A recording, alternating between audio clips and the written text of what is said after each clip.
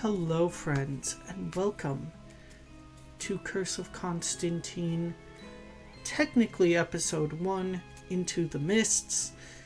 I am your host, Sordid. We will get to our players in just a moment. But first and foremost, before we actually venture into Barovia, we are going to let you, the audience, in on the fortunes of our brave adventurers and where they might find the artifacts that will help them in the coming adventure.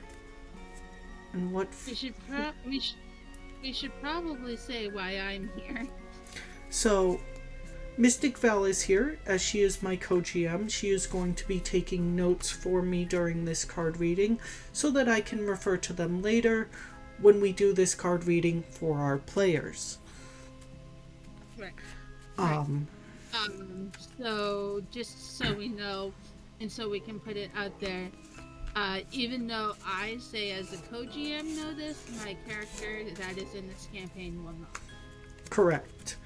Until Trina goes to either Madame Ava or someone else capable of telling their fortune, she will not know the outcome of this reading. I am doing this to start in case said fortunes are found before the party ventures and has their fortune told to them. Just in case, I want them to be in the world so that I as a GM know where they are and my players can potentially find them before they have their fortune told to them. So, without further ado, let Madame Ava tell you the fortunes of our dear travelers. Yeah? Yeah, is this the voice you're giving her? Yes. Alrighty.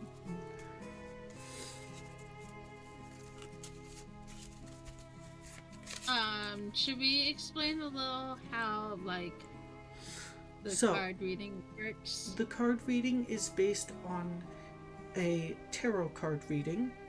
It comes from a deck called the where is it? It is called a Taroka deck. It has 4 suits: glyphs, swords, coins, and stars, each represented by hearts, spades, diamonds, and clubs, respectively. Now, because I am not using an actual Taroka deck, I am using a normal playing card deck. These cards will be represented by the numbered cards, ace through 10, with ace being 1 and 10 being the master of the deck. And then we have our high deck, which includes the ghost, the innocent, the marionette, the dark lord, the mists, the executioner, the broken one, the tempter, the beast, the donjon, the raven, the seer, the artifact, and the horseman, which the wonderful Mystic Val will be so kind as to convert for me when I pull the card from the deck. So, yes. First and foremost, the low deck, or the common deck. 3 cards shall represent your future. Then, from the high deck, 2 cards shall represent your allies and your adversary.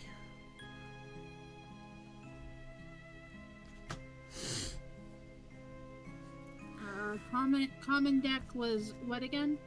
Common deck is ace through 10. I just need you to convert the suit for me, and I will flip to the appropriate page. What I'm trying to put in notes is how you said high deck is allies / adversaries.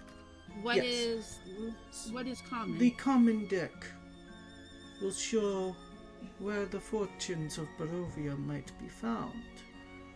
Where in Ravenloft you might find powerful artifacts capable of defeating your adversary, or at the very least, helping you to do so.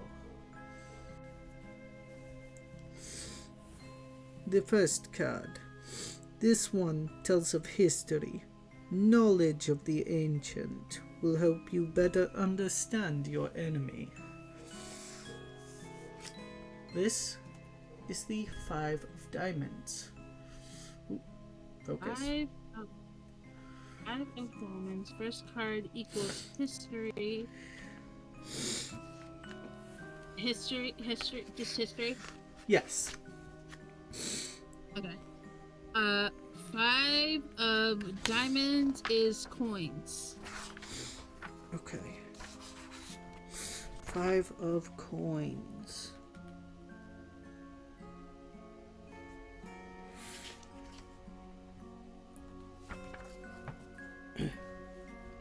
There it is. I see a dark room full of bottles. It is the tomb of a guild member.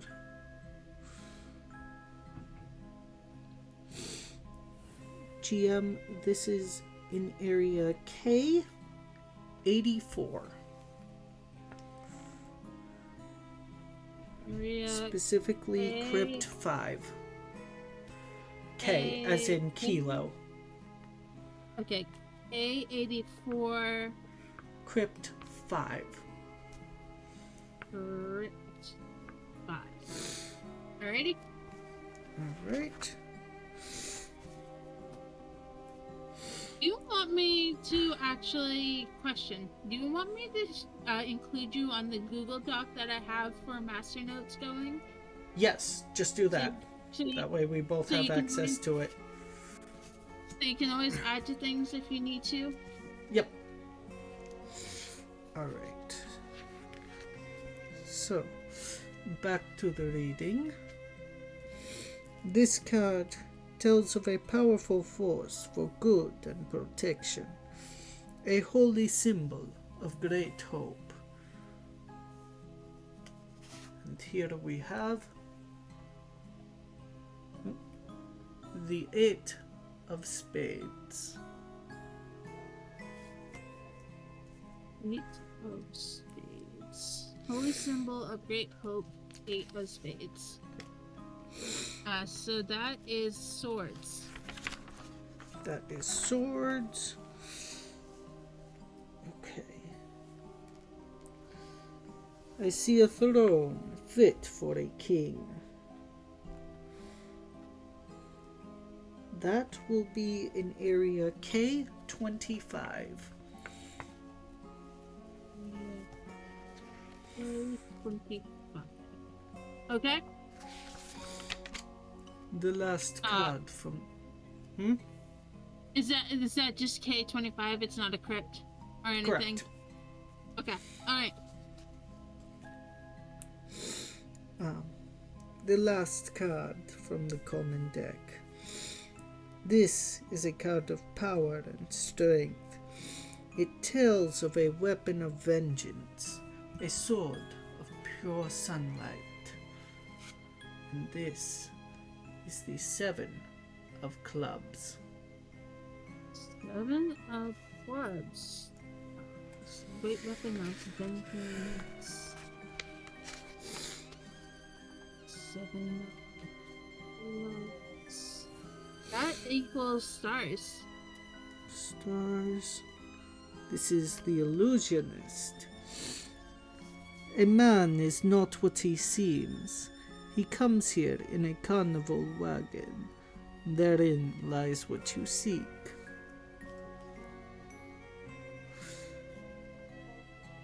This equals area N5.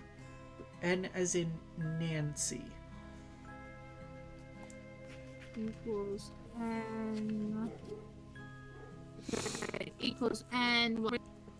N5. N5. Alrighty? Alright. Now from the high deck. Okay, so this was just so I can make a copy on our things. This was low deck. Correct. Okay, so I will make a thing above that. So what I have done, just so you know in the notes, I have put what each thing is, like the common Mm-hmm. and high deck with numbers of cards. Mm-hmm. Underneath, I'm putting low deck, and then I will put high deck underneath the low deck. Okay. Okay, So, so high deck. damn it. What? Dogs? Yeah. Dogs?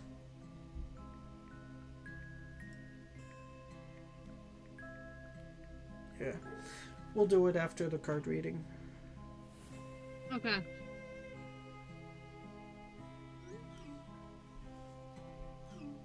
Alright, so high deck. You got it? Okay.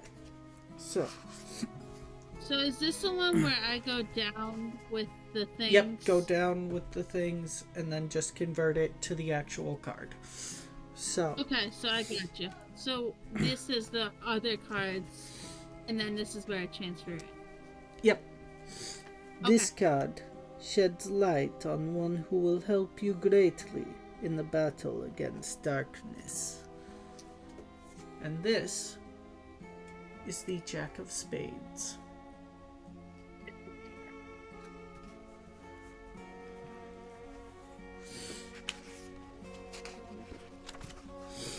Spades, you said? Correct. Jack of Spades. Oh, that's the executioner. The Executioner.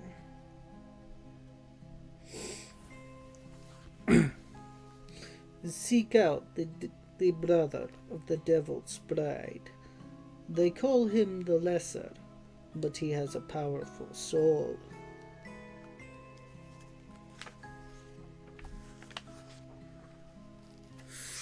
Um, So what was his name? so this card refers to Ismark Kolyanovich. Okay, so how do you spell that? Ismark. Ismark. ISM ARK. Okay. Alright. Kolyanovich. KOLYAN. Okay. Okay. OVICH. Okay. Alright. Right. And finally, your enemy is a creature of darkness, whose powers are beyond mortality. This card will lead you to him. And the final card in our reading is the Jack of Diamonds.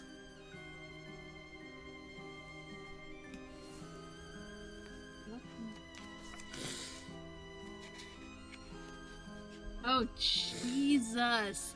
That is Beast. The Beast. The Beast sits on his dark throne. So Strahd will also be in area K25.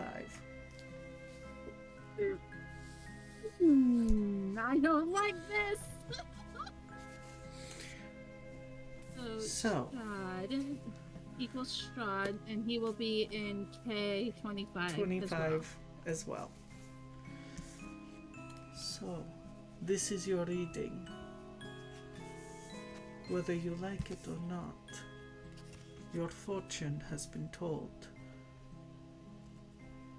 Until we meet again, travelers, fare thee well, and good luck. For now, I am going to turn on to BRB while I walk pups, and then we will get into session proper once I return. Stick around, folks. See you guys soon. Alright, I'm gonna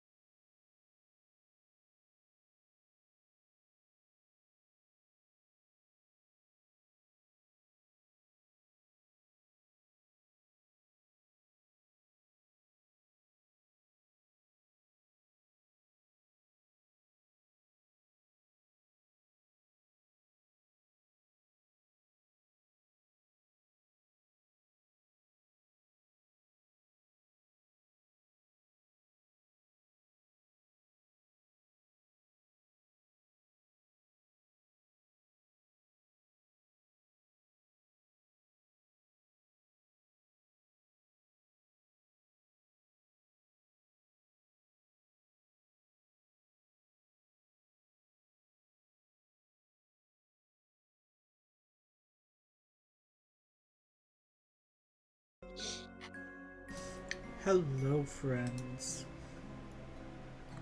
Welcome to Curse of Strahd and Session Proper. Curse is strong. Curse of Constantine. Look, the module is called Curse of Strahd. You can excuse me for referring to it by the module. Constantly, currently you mess up that one. Restart.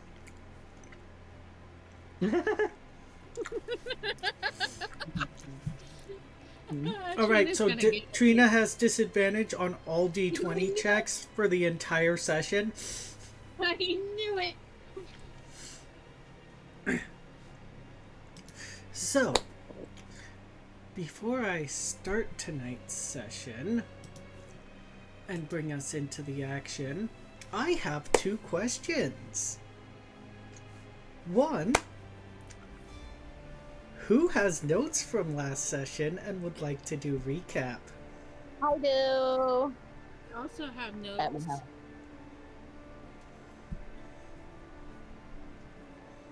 Oh wait, I totally have notes. Yeah, you also did post them, but I also have mine up if you want me to do mine. Wait, post them. Go for it. I will go for it.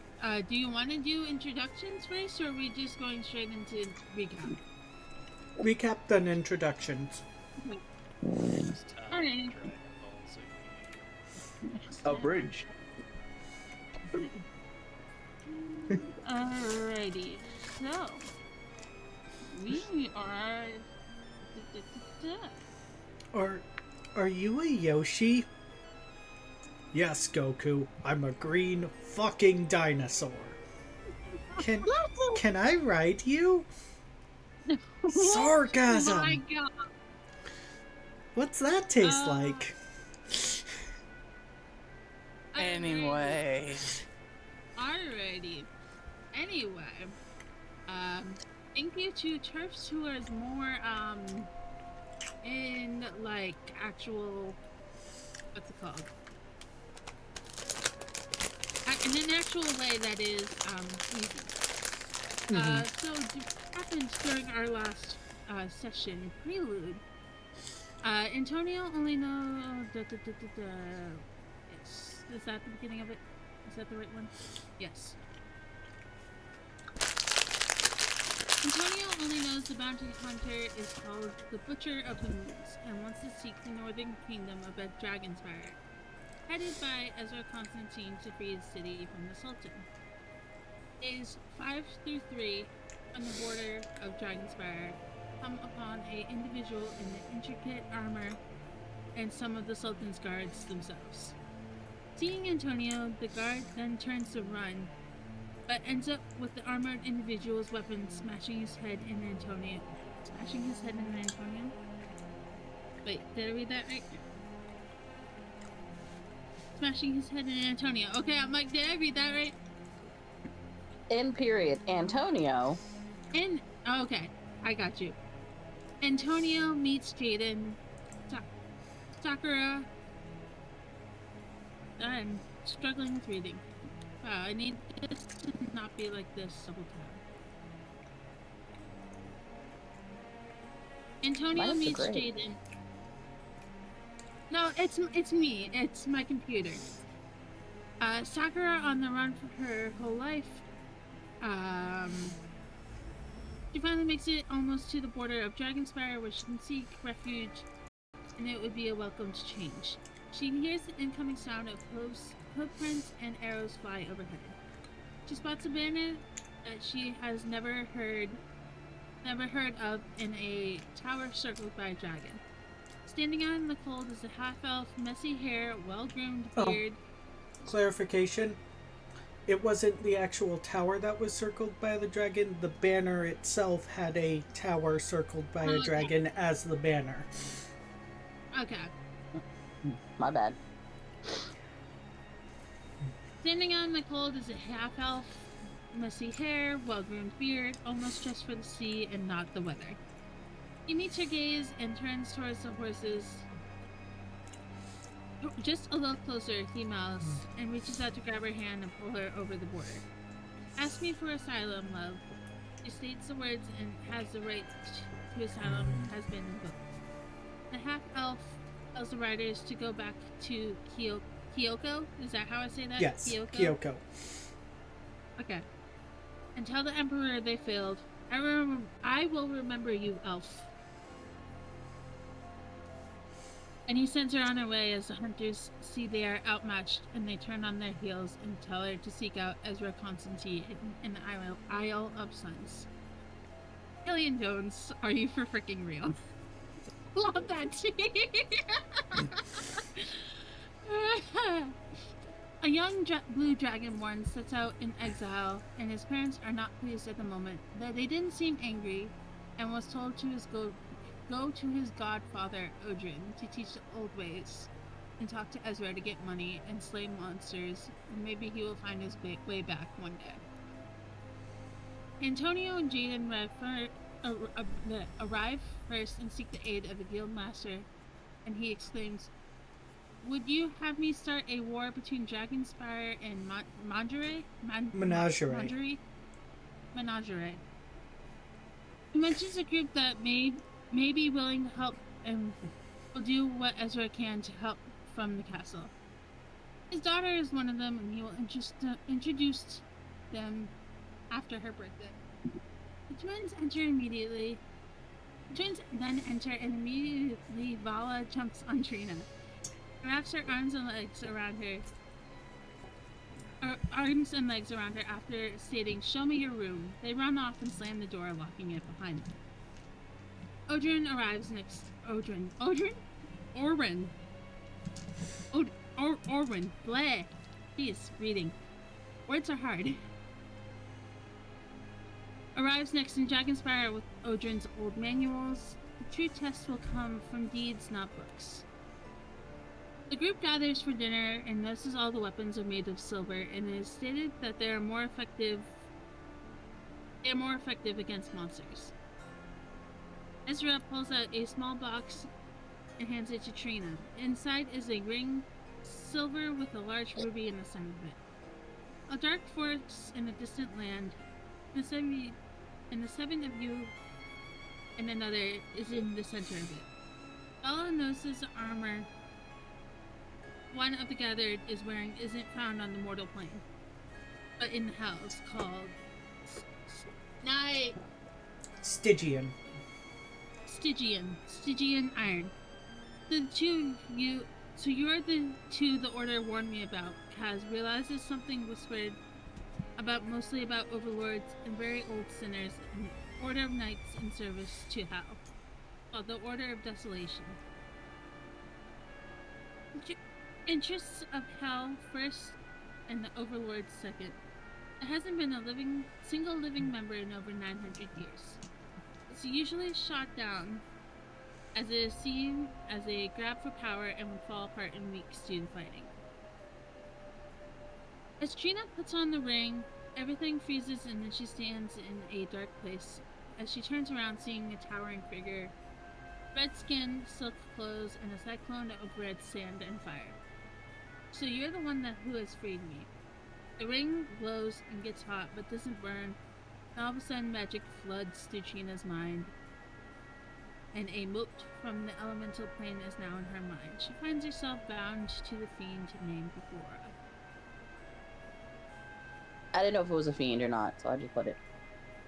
Not a fiend. An Ifrit.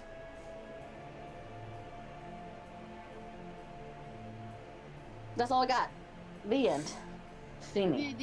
The end. Val sucks at reading. The end. So, question number 2. Which brave soul would like to go first for character introductions tonight? I guess Good I evening, might as well. ladies and gentlemen. Oh. That works too. Elfie. Why not? Good evening, ladies and gentlemen. I am Elfie the Little Fox, and tonight I will be playing Sakura Silver Fox. She is a female changeling rogue who has a very interesting secret that the party will find out eventually. Her parents were murdered when she was 8 years old, and she's pretty much been on the run most of her life ever since then. I believe, if memory serves, 7 lords from my original homeland are after me, and about half of them want me alive. Yep. The others want me dead for, well, reasons that y'all all find out later. That's what I have in extra party notes, but she didn't read those. I didn't see those. No worries.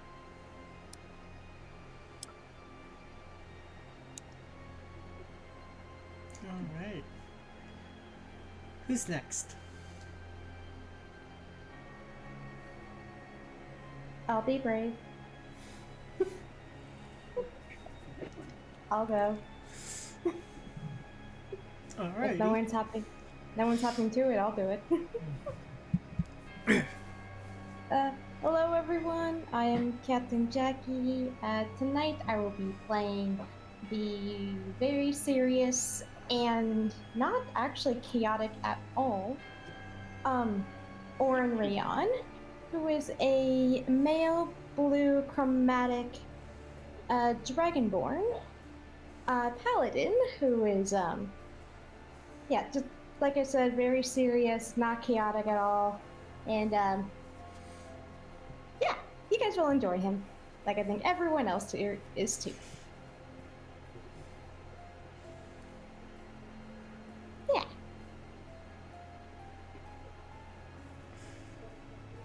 Alrighty.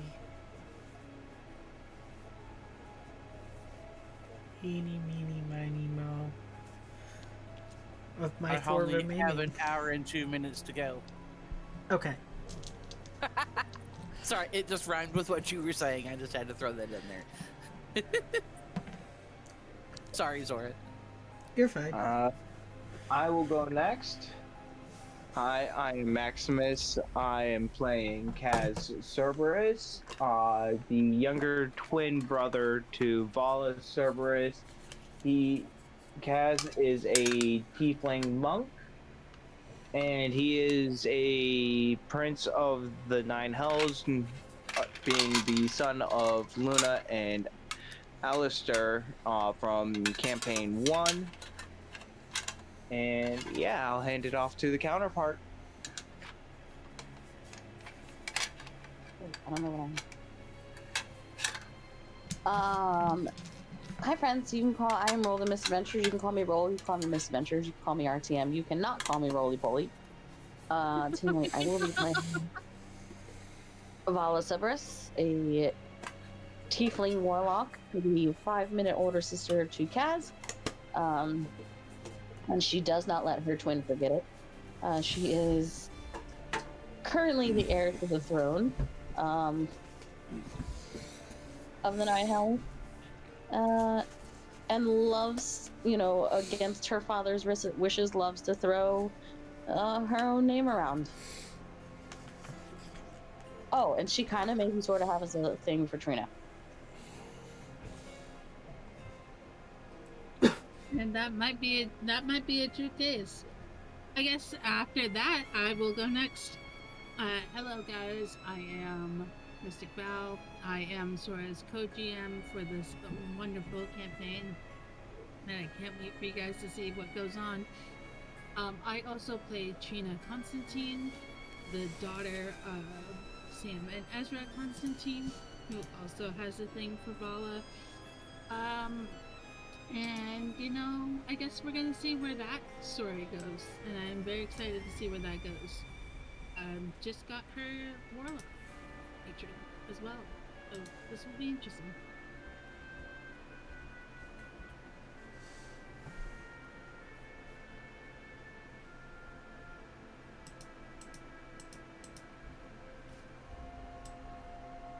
Am I the last one? I think so. Yes. Yes, you are.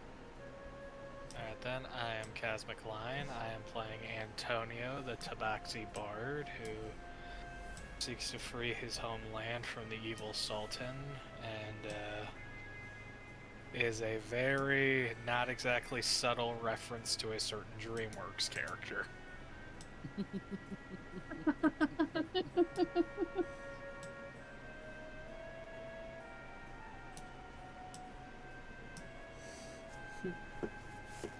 Alrighty, so as we begin tonight's session, Sakura. Yes. About 2 weeks have passed since you crossed the border into Dragonspire. After spending a couple days at the guard outpost on the border, Killian's airship arrives, the Jolly Roger, and he agrees to take you to the Isle of Sun. Okay. The ride there is mostly uneventful, making quick stops here and there to get supplies and to exchange crew, get supplies. You never linger in any port for more than a day. Upon your arrival to Dragonspire City, the airship descends into the water. They dock one more time at Dragonspire City, where most of the crew disembarks, leaving only the essential personnel, and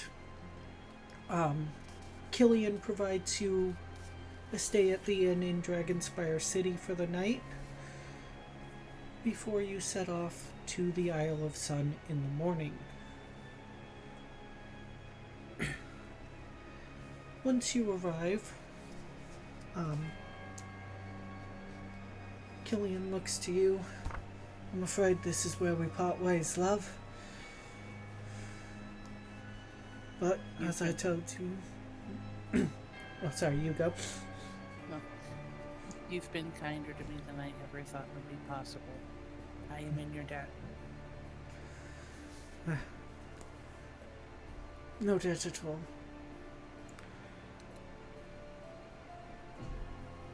Simply looking out for those in need. That's what Swan would want me to do.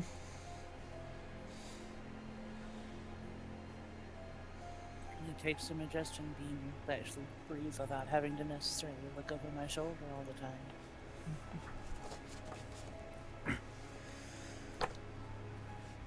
Well,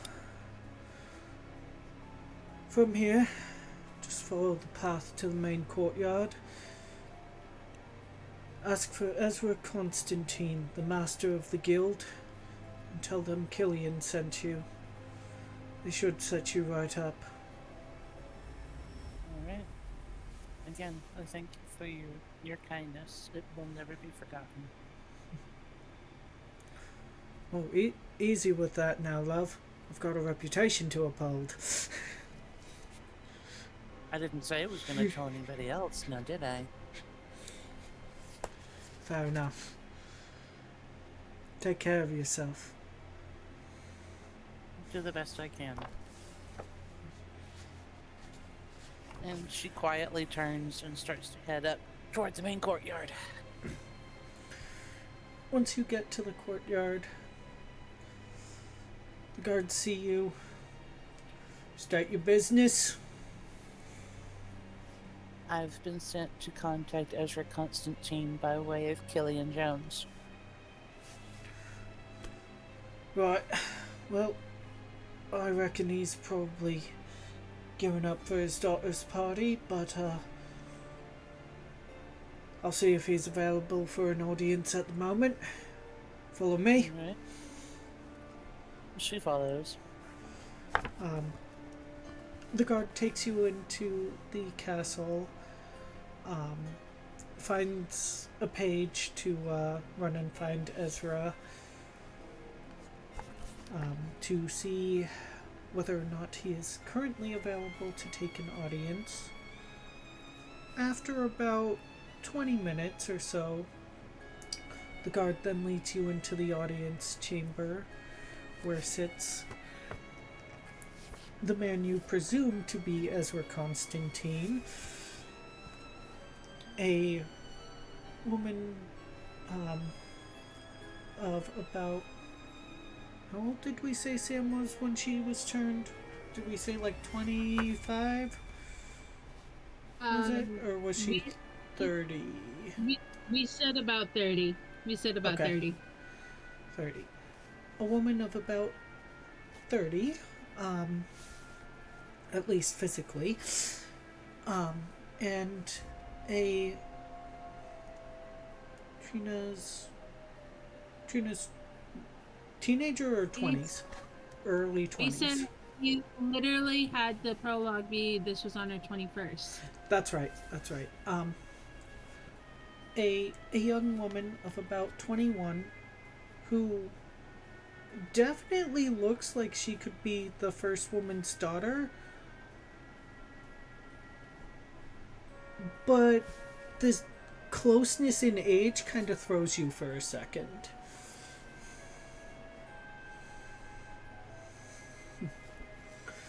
I was wondering when you would arrive. Greetings. I am Ezra Constantine, master of this guild. You must be Sakura.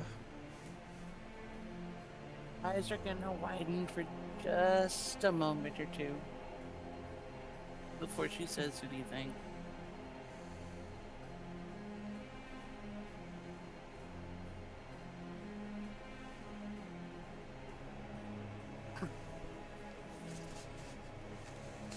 An ancient. Many would have said that they were only myths.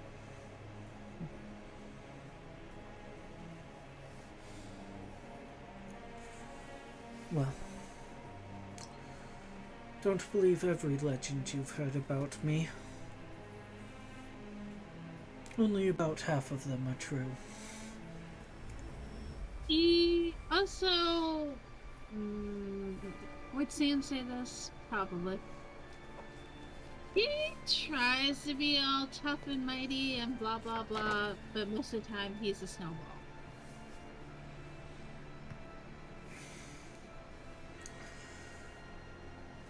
One person's snowball can be another one's Tuffy. I've learned a long time ago appearances are not always what they seem to be.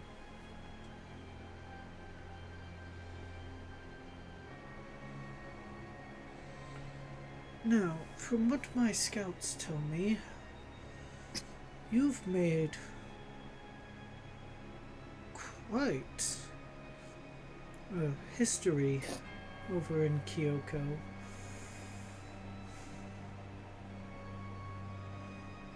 Some want me dead simply because I exist.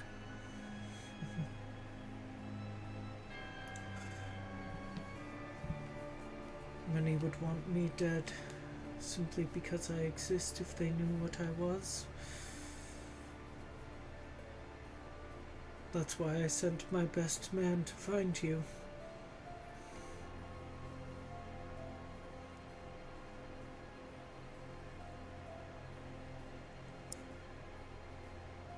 I'll just say this about Killian. I saw more kindness from him.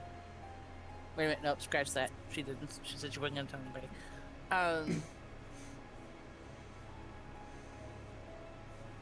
He did what he was supposed to do. And now I'm here.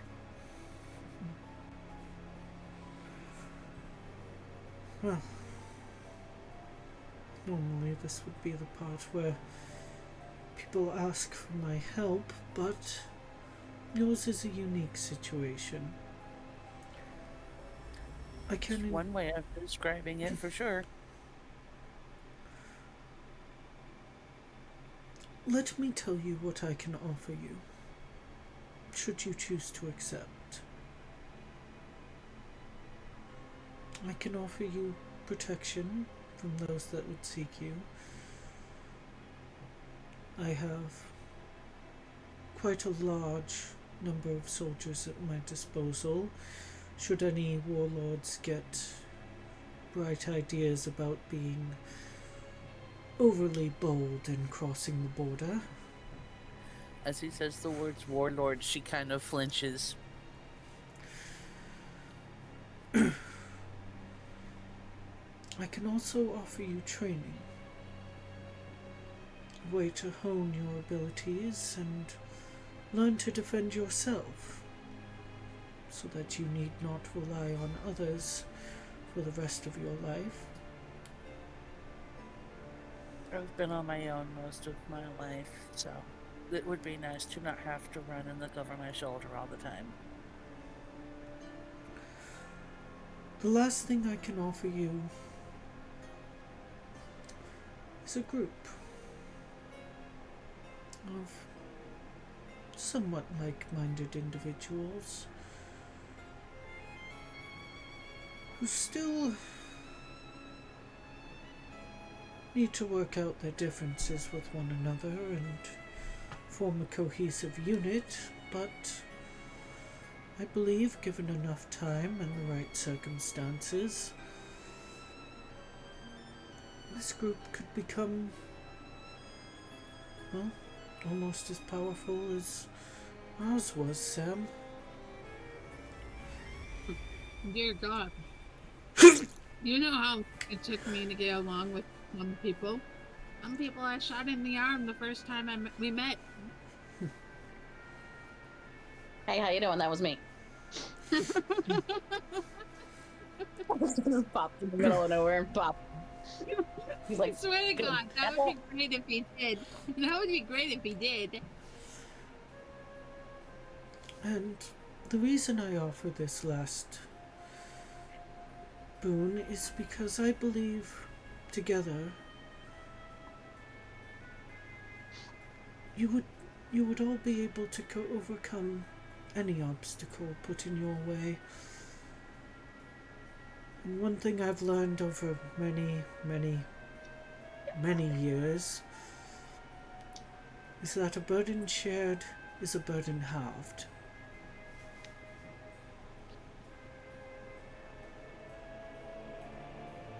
For clarification's sake at this point, at least for character knowledge, how old are Sam and Ezra now at this point?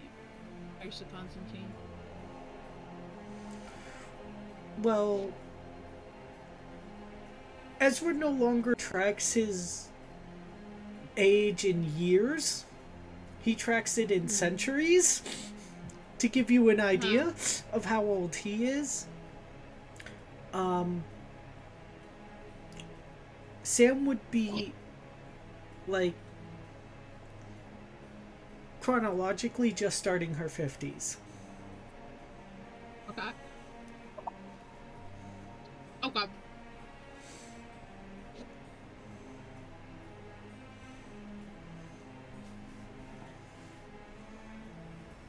Believe me, dear.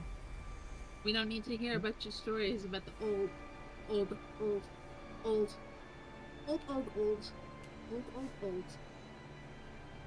Did I mention old? kind of like my dad. Once again, I think I've heard that about, oh God, too many times now at this point, dear. Look, it's not my fault I have a head start on you. What do you want from me? I got shot. Yes. And now here we are.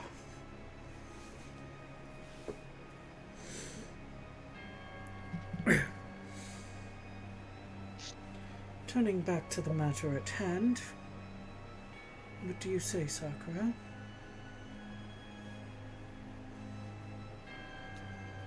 I suppose I can give anything a chance once. At least I'm away from the warlords at this point.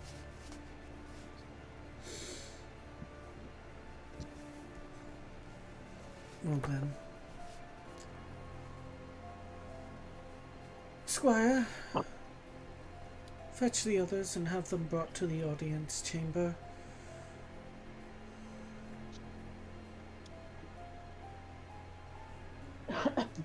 As they wait for the others to show up, Sakura's gonna take a look at Ezra again. I'm just curious how many others, even vaguely similar to me, you've ever dealt with. Like you, I've only personally dealt with about 5. Not entirely a surprise, given the last time I checked, there were only about 1,000 of us left living worldwide.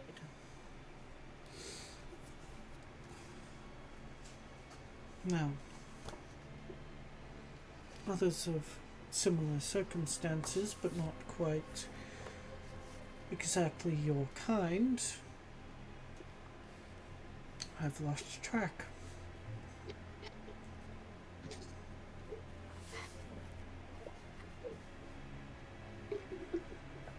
My duty here as Guildmaster is not only to hunt monsters, but to protect those that people would call monsters, but are indeed just as you or I.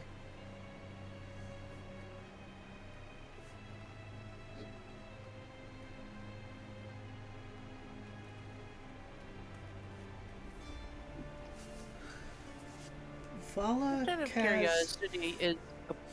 Hmm? Go ahead. Oh no, you go first.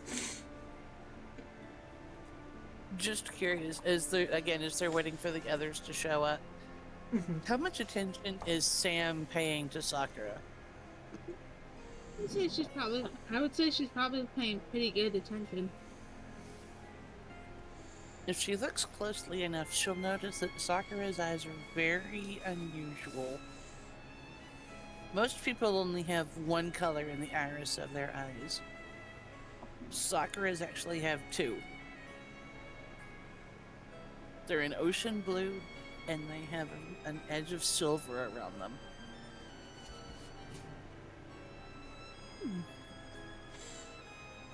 She would probably...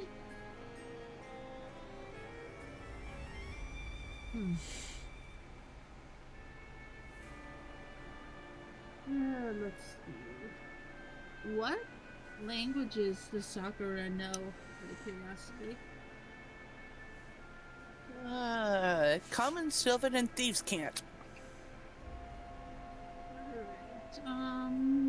Don't know if Sam has any of those, but let me... I'm pretty sure not. Yep, no. So... In common.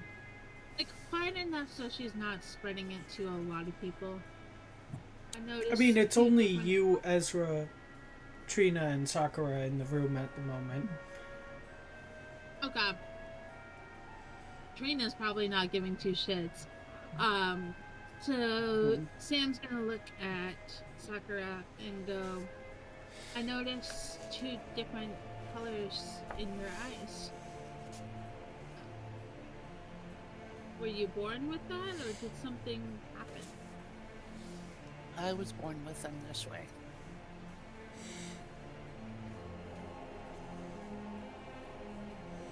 I see.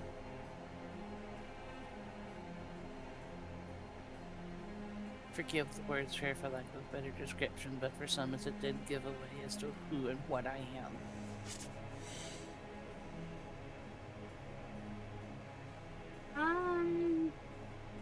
Question. Would Sam genuinely know, or would you want me to roll something for Sam? Make me an Arcana check, Sam. Alrighty. Do you want me to move Sam from Roll the Bones to Chris Constantine for rules soon? No, or- that's fine. Arcana, you said? Yes. Just so you know that I do have advantage on that with my things. Mm-hmm.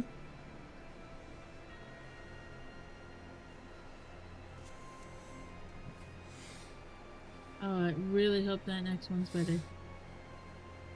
Oh, that's much better than the first one. It's an 18.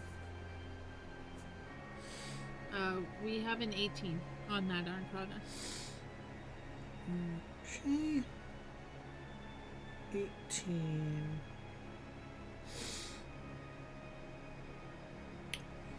Alright.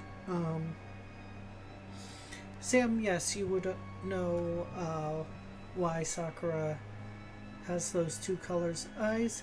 However, GM is not going to tell you why, because Trina wouldn't know, and I want it to be a surprise when it's revealed later.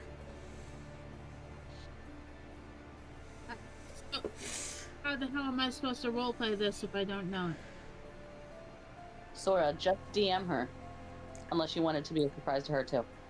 I want it to be a surprise to player when it comes out to Trina's knowledge. Oh.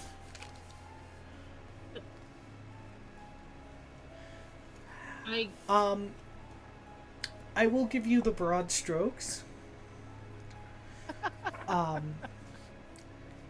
They are a creature that is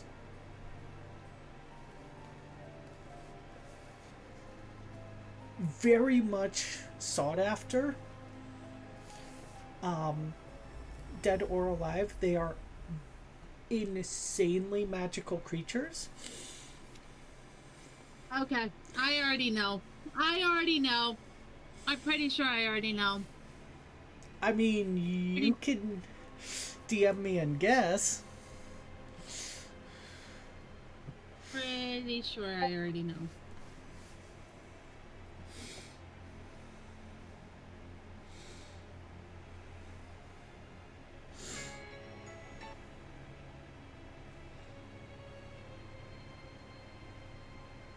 Yes, you are correct.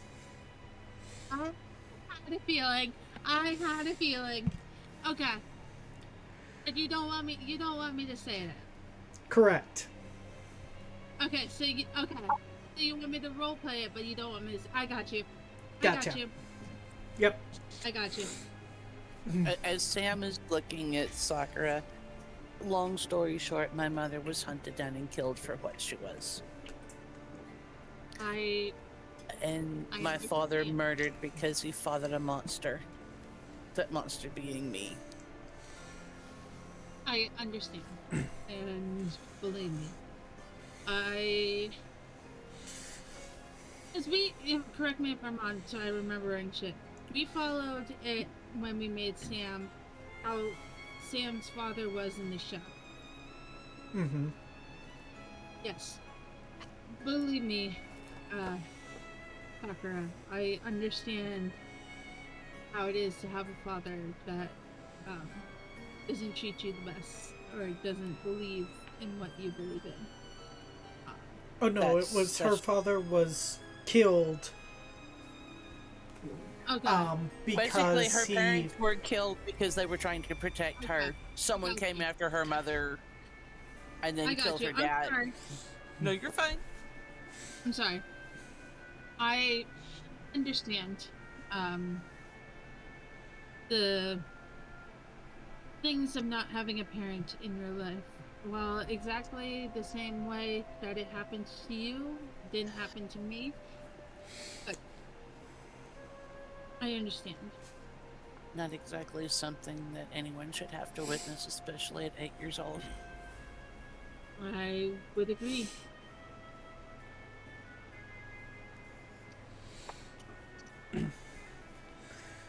Alright. Not to cut this short, but I do want to get Sakura to Barovia before she has to go. So, Sorry! the rest of you are awakened from your rooms and summoned to the audience chamber of Castle Constantine. You won't find Vala in her assigned room. The squire doesn't find her and goes to Trina's.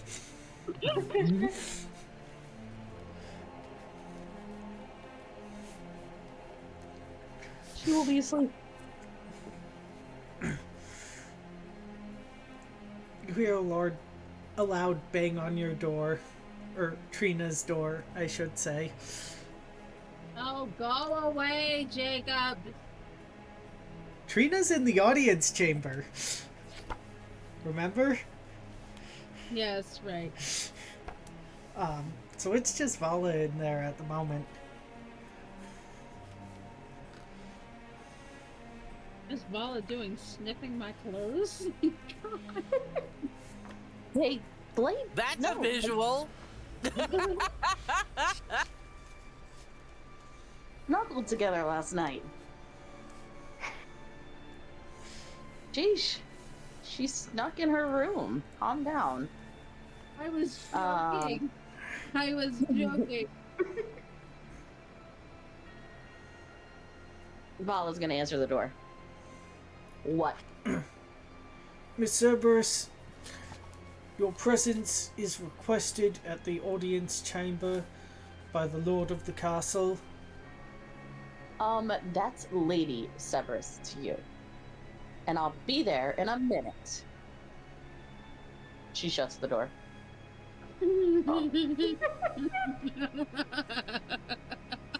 You hear the squire mutter, "Fucking bitch," and walk away.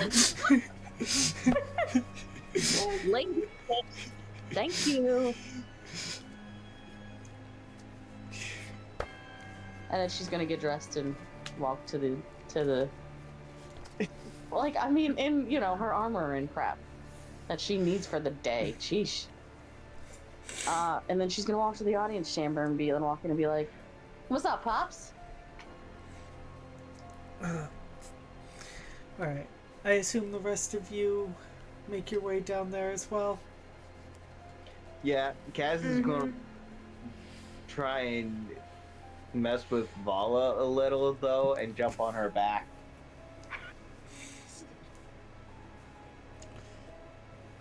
Vala will allow it. That's fine. Jaden will go down. I assume Antonio's sticking with him for the moment. Yes. And Orin, you making your way to the audience chamber too? Yeah, he's like, he does not want to be awake right now. He's like, still early, I don't want to, sort of thing. You are handed a very large pot of coffee. Or, not pot, a very large mug of coffee. Thank you kindly. Like, any of you who require coffee, like, the squires have a mug for you. Oh, Orin needs it, so he's very happy right now.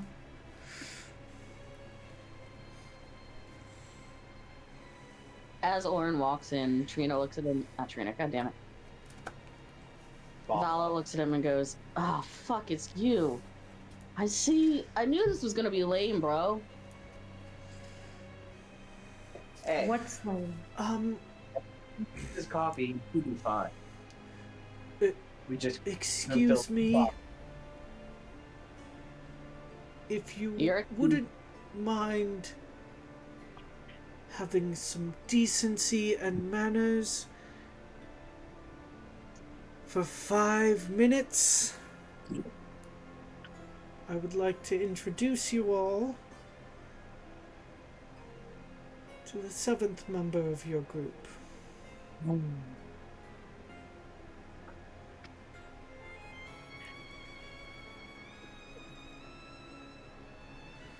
And then, if you can keep your mouths shut for longer than 10 seconds...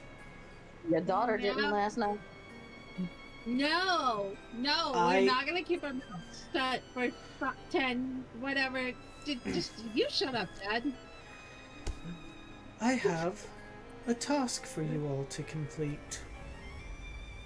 Is it to go lock myself in my room? No. Can I come? Yes, Also, no. You can't stop me. I'm 21 years old now. I'm an adult. And you still live under my roof? My rules. You're gonna Not get what the she bird. said. You're gonna get the bird from Trina. That's right. As you can see, I try to run a tight ship here, but unfortunately I deal with children way too much. But why would I you decide to have apologize for children? the improprieties of Why these would you have children then? miscreants. If you didn't want to have children, you should have not had, with my mother.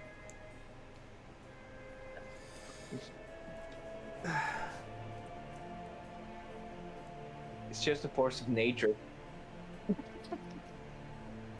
Very true there. Very true, guys. Very true. Trina says, Moving on. I mean, your mom is pretty hot. Probably where you get your looks. You sure as don't get it from Pops over there.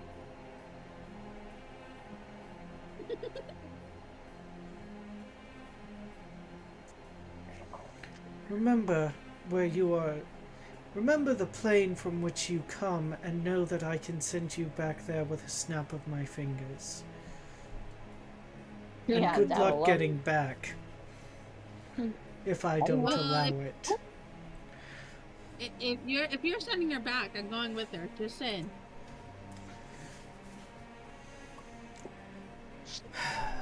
Anyways.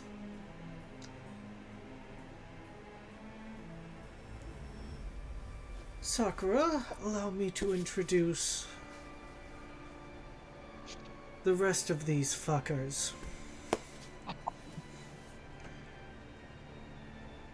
Antonio and Jaden, you are excluded from that description.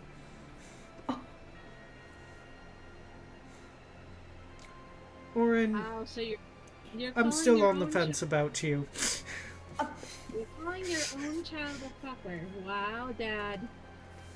On fence? Really? Why do you say that? Mostly the headaches your parents caused. It's nothing against you personally. It's just... yeah. Well, I want absolutely nothing to do with my parents, so, yeah, you only have me to worry about.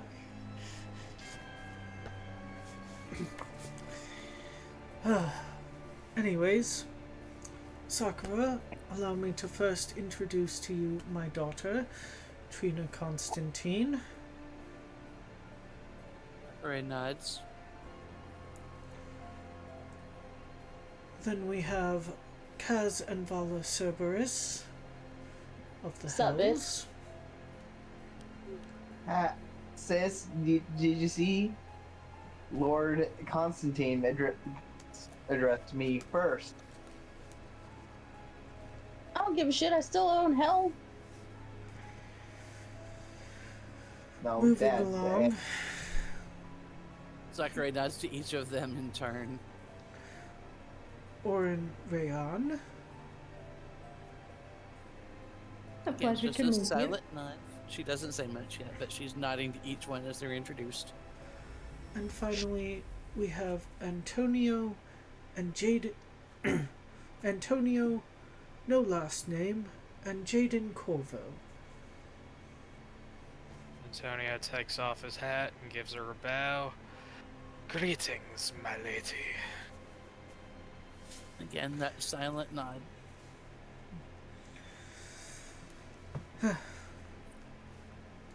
Pleasure to meet you. No, that's not Jaden's Is voice. that was Killian. That was very voice.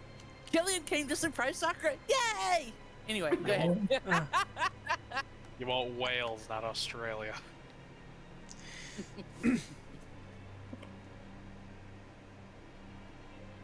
Charmed, I'm sure.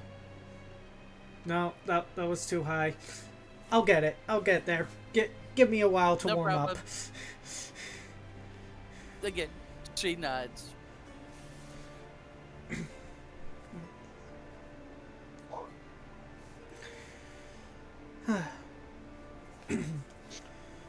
Now, Trina, I know it's your birthday, but I have a task I'd like you all to undertake.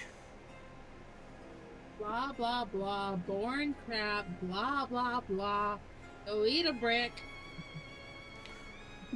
Well, you get to threaten someone. I believe she just threatened you, Pops.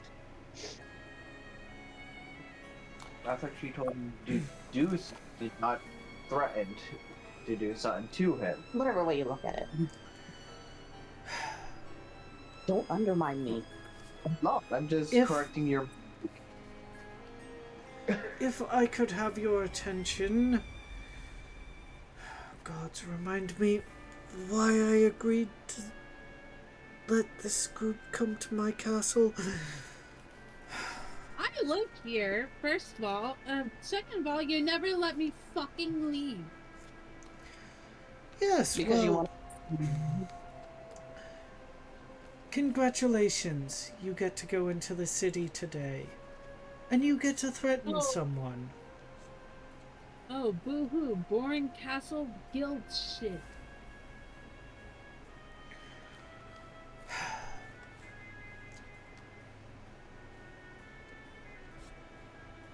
The Lord of Dragonspire has asked me to deal with a problem he's having at the south gate of the city. And yet you and your whatever, I can't, it was, did we say Duke and thing? Yes. Ezra, no, I'm wrong. Hold, please. What I was gotta it? check 'Cause it. We had said something. I'm checking.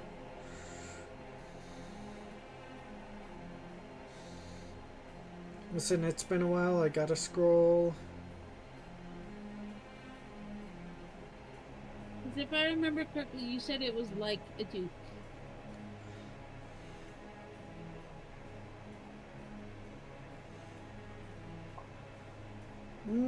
Please.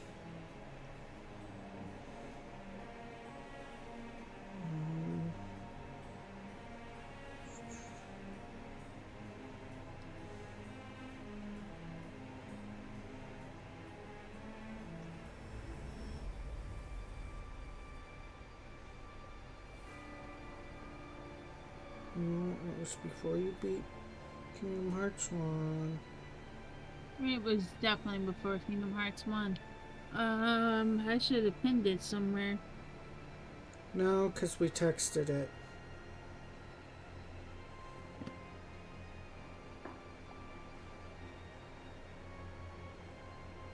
I think it was before we went to visit Grandma. It was definitely before we had to visit Grandma.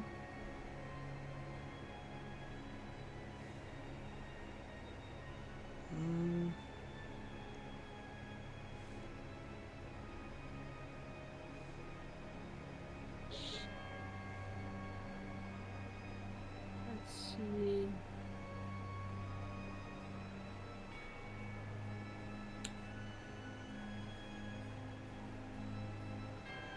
Oh, yes. No, it was, Yes, because what we have Trina here is as a, what's it called? Yeah. So, yes. Because originally I was going to have him as a Baron, but given his actual status among Dragonspire, I decided to go with Duke, with Sam being Duchess.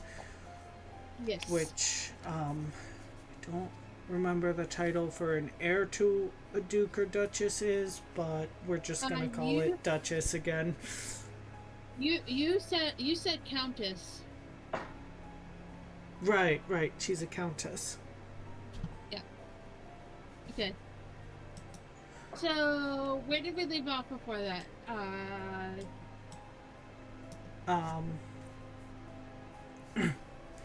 He was saying that the Lord of Dragonspire was having a problem at the South Gate.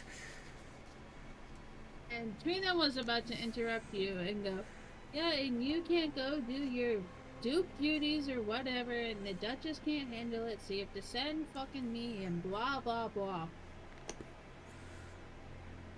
Because I'm actually over here overseeing 10 different campaigns to hunt the remnants of the dragons that hatched 21 years ago that escaped Dragonspire before they get so old that I have to send in the Death Corps. You ain't That sounds like already. I was gonna say, and you ain't already old pops. Wow, I stole that from Bella. But, you know, it's fine.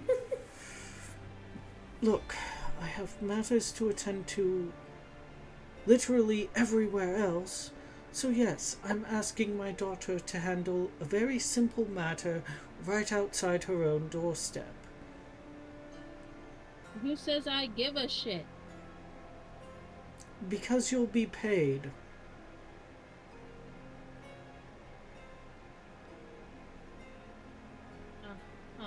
Is it her basic allowance or is it more substantial?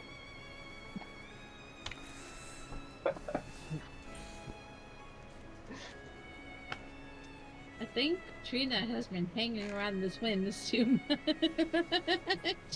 I think she has. You're paid by the hour, Pops, and you can't afford me.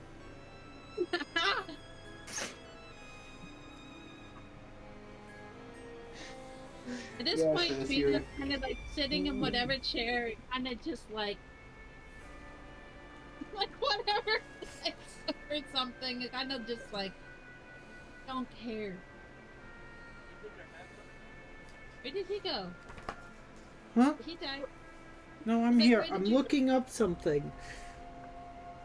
Val's Because gonna you walk asked over. how much you were getting paid. Kaz asked. Kaz asked.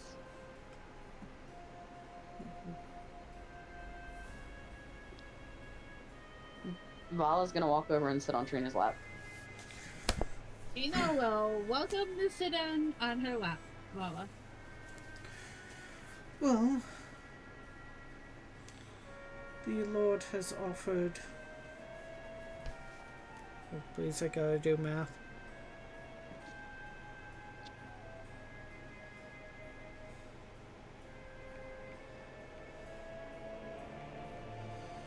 $350 gold pieces to deal with this problem.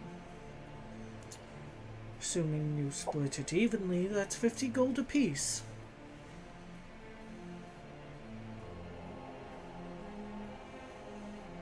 I mean, not a bad amount.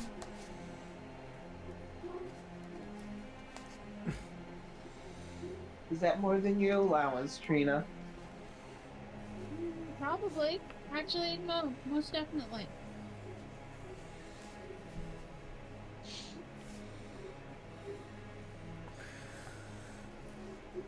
So there is a group of travelers camped out at the south gate.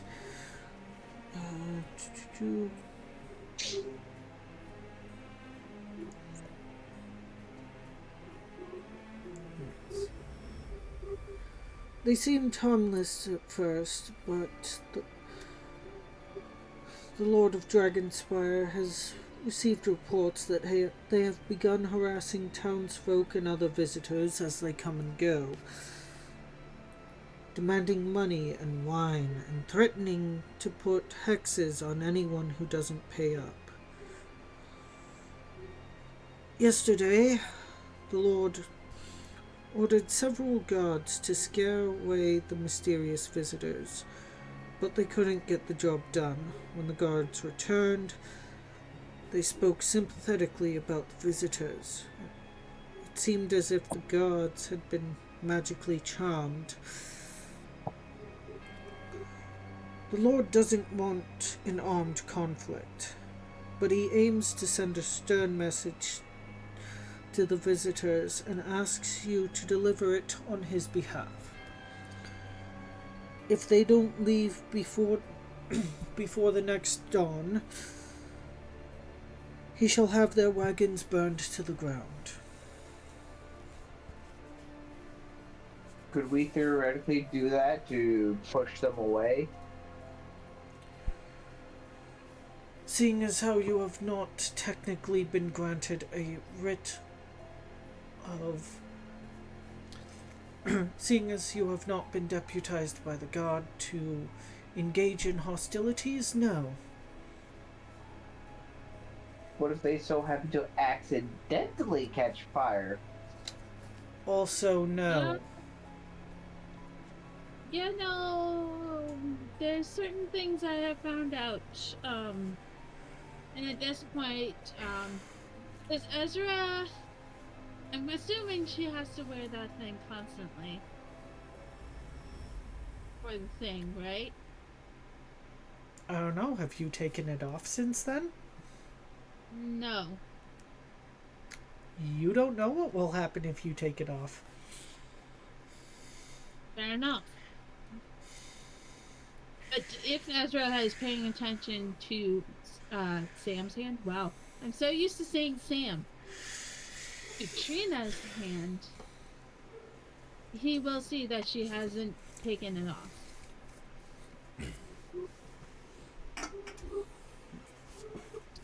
Well, I work with people I can't trust, and there's at least one person I can't trust in this group. So you're gonna have to do better than that, Pops. GM, actually, question. Mm-hmm. I don't think he has tried anything yet.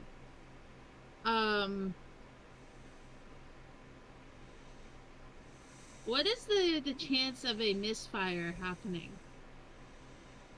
You don't know.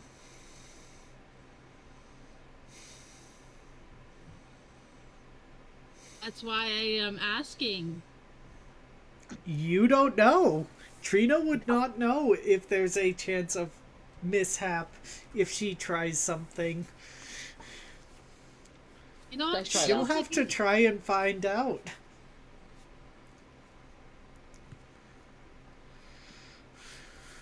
No, for shits and giggles, she's gonna take the ring off and throw it at Ezra then.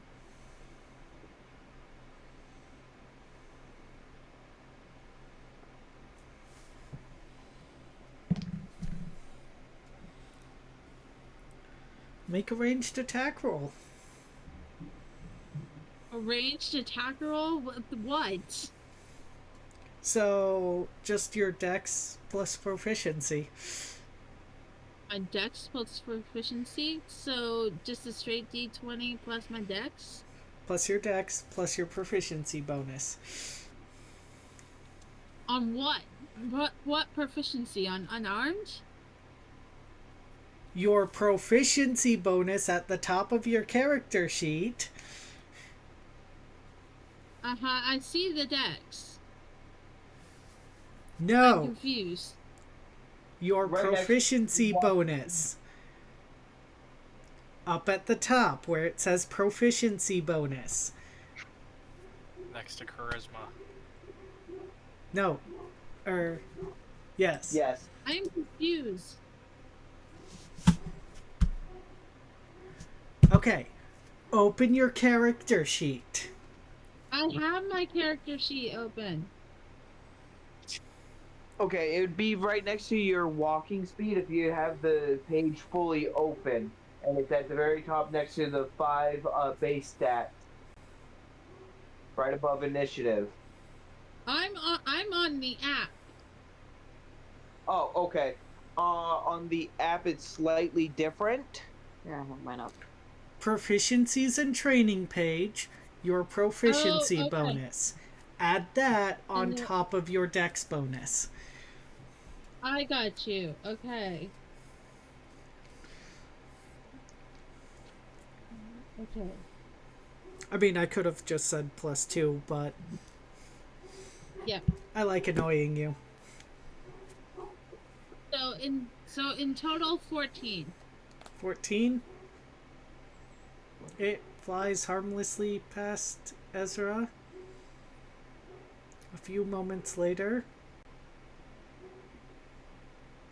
it disappears in a puff of flame and reappears on your hand.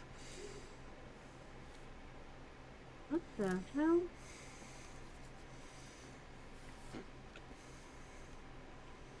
Weird.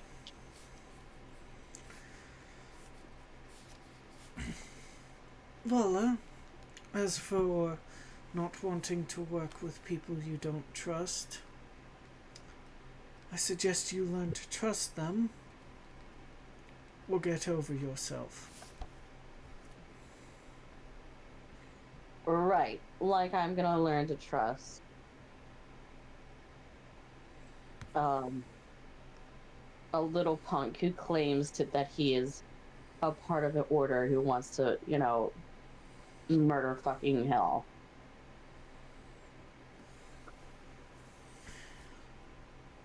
Well, I guess that's you fucked, isn't it? There we go. There's Jaden.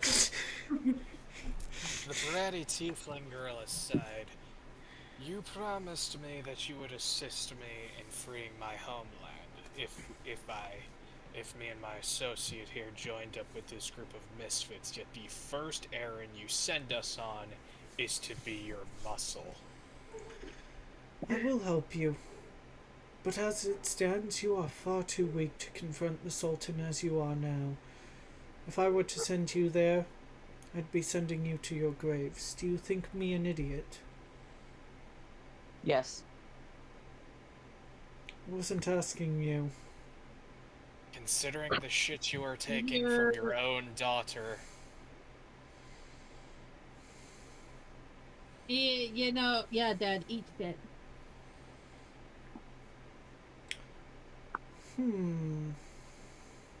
I don't know what to think of you, in all honesty.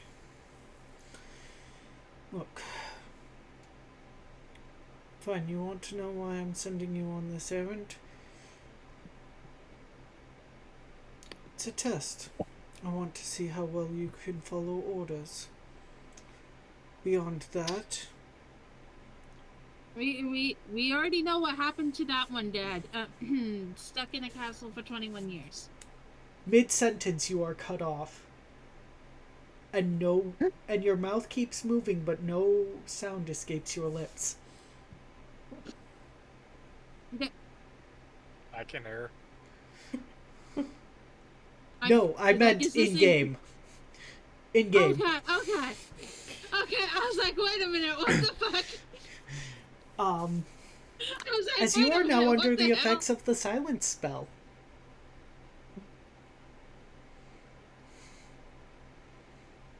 Listen, Pops, don't before you silence me. That's cool, you can. No, he silenced Trina. Pretty sure. Or someone silenced Trina. I know you're not into deals, but I'm gonna make one with this little bitch over here. And she points to Jaden. The only way I will work with you is if you denounce your order. And if you don't at the end of this, then your soul is mine. How about you fuck off? Okay, and take your holier-than-thou attitude and shove it up your ass. Whoa. Okay, easy. No one's making deals with anyone if I have to say anything about it. Okay? Do I make myself clear? Oh, should we talk about your mother? Talking about deals. You're one to talk. You were born out of a deal, more or less.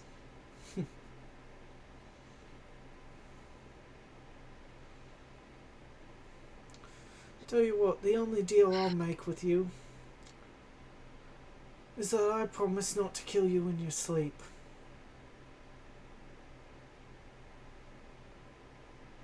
So long as you extend me the same courtesy, we should get along grand.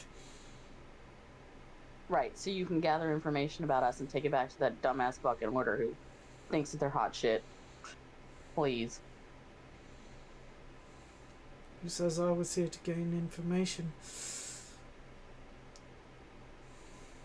Why else would you be sent here? Who said I was sent here? I came here of my own fucking free will. Running into you two. Just happenstance.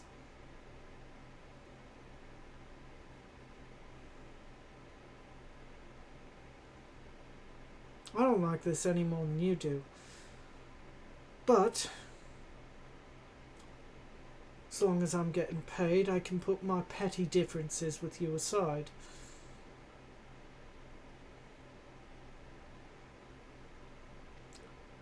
But it seems I'm a bigger person than you are. And that says a lot coming from someone like me.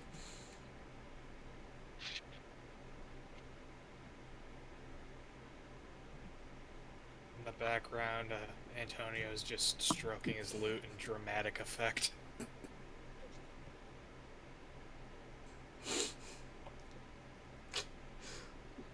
I'm a demon from hell, Toots. We don't do bigger people. Clearly. Giggity. Guess that's why you had to find a woman to fuck.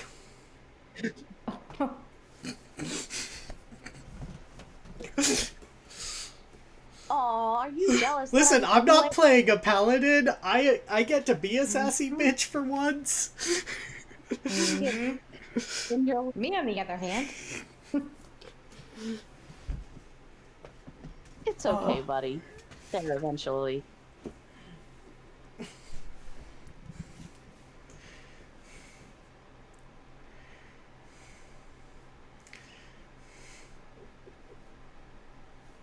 Sorry, I missed what you said, Paula. Aw, are you jealous that all you can get is your right and your left? It's okay, buddy. You'll get there eventually. At least I don't go strutting around showcasing my love life to any old fucker. I'll keep that shit private. Have you seen this bitch? She's hot as shit. She's mid.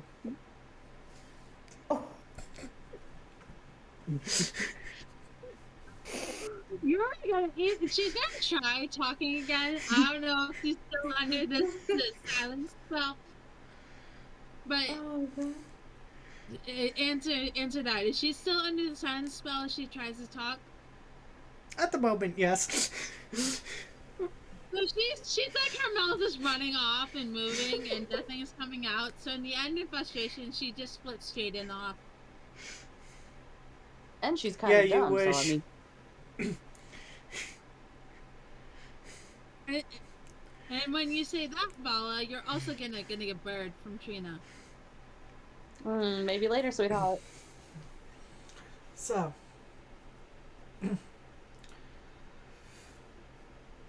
You don't like me, that's fine. But at the end of the day, I don't give two shits what you think about me.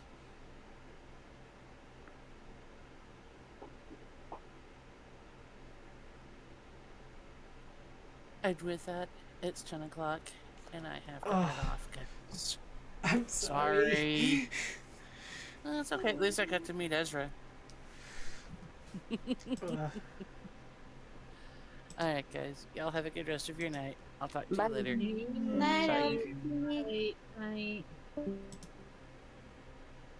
Whatever. You know where I stand, Pops. Send me back to hell or whatever you want to do. You know, Vala, it wasn't that long ago that there was a young man who came to me who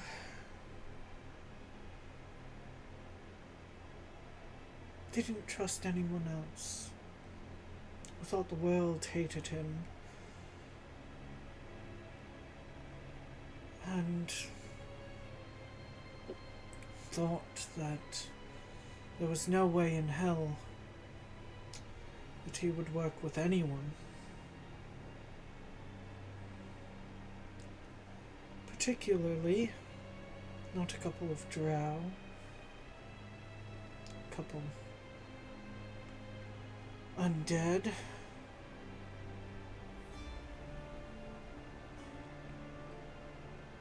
A warlock who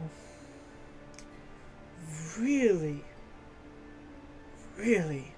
likes getting herself into more and more complicated shit.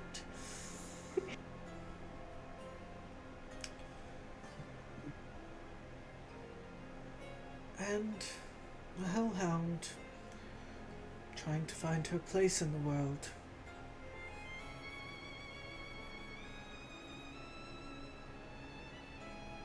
Do you know what advice I gave that young man? No, of course I don't. You should. Because I know he's shared that advice with you. After all, he is your father.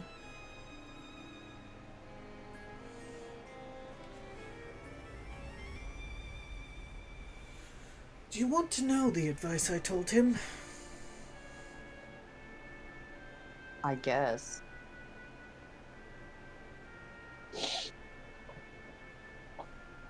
At the end of the day,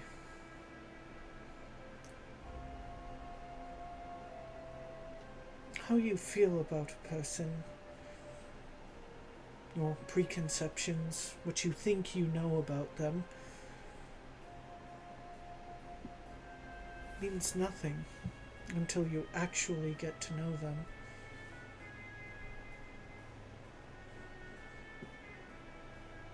And people oftentimes surprise you with what they're capable of and who they are underneath all their armor.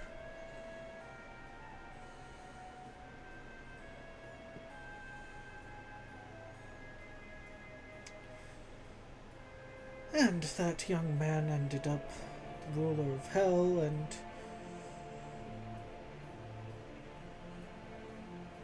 godfather to a couple of young elves.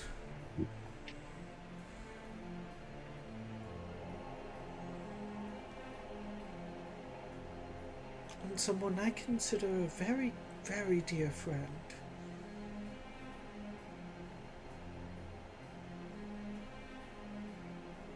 I know. The ancient, old as fuck Pops and the ruler of hell.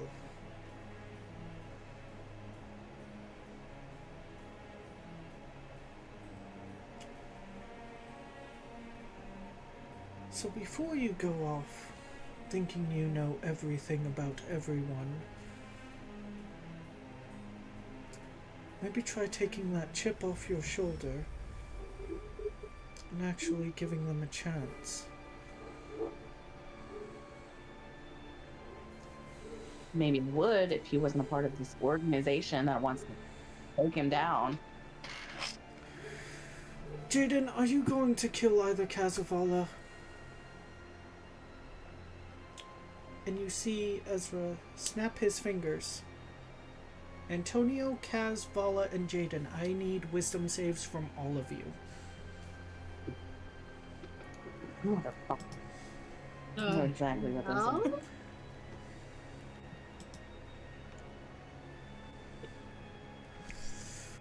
Wisdom. Oh, Jaden's fucked. I got a dirty 20. Okay.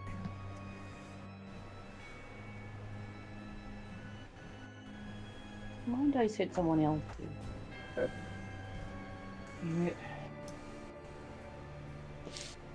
Laptop's being slow. Give me a sec. I have to pull it up on my phone. Oh, I'm seeing yours here. You got a dirty 20 as well. Oh, it was yours that I fucking hit. Wow, babe. What was that, babe?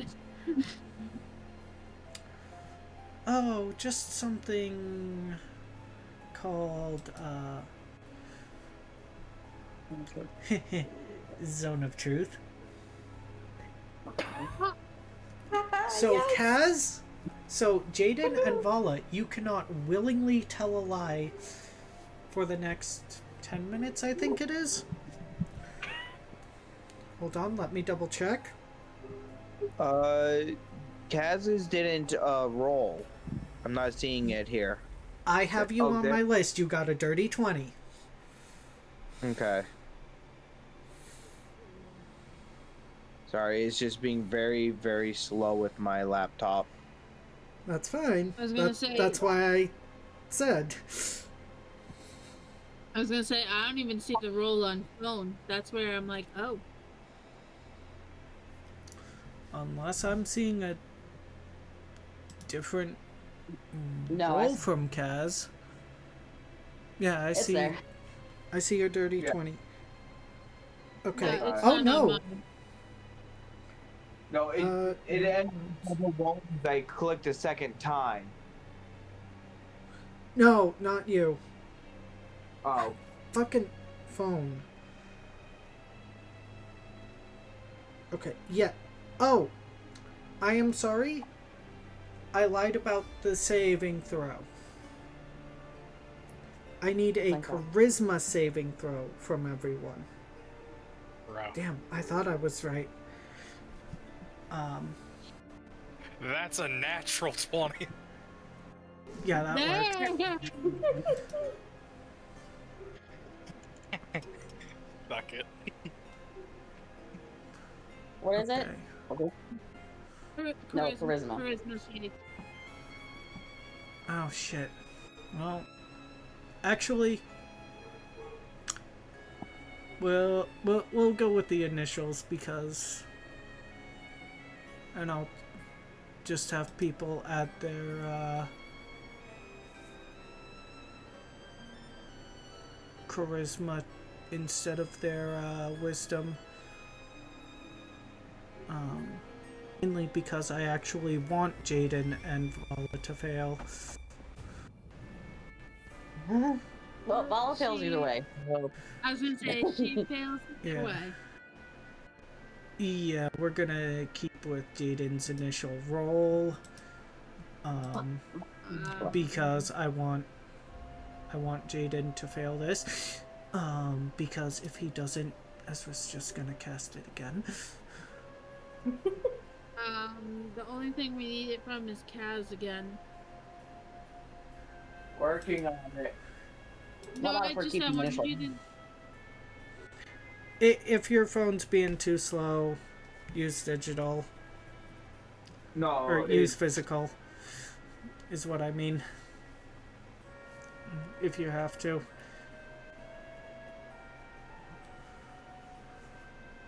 Well, you were just keeping his initial roll anyway, right? Oh, yeah. Yeah, so that's fine.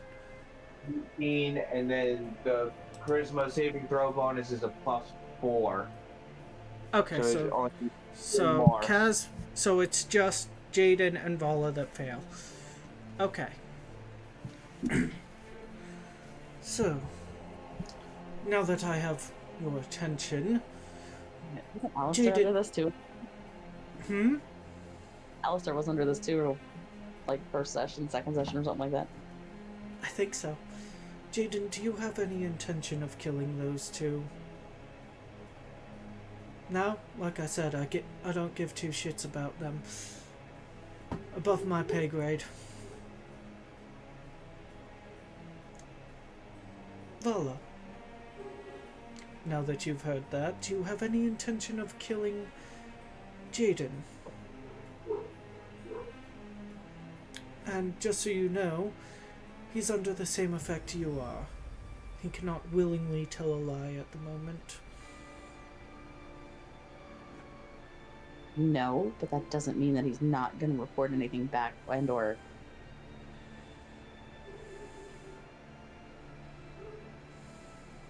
Report anything back. That's all I got right now.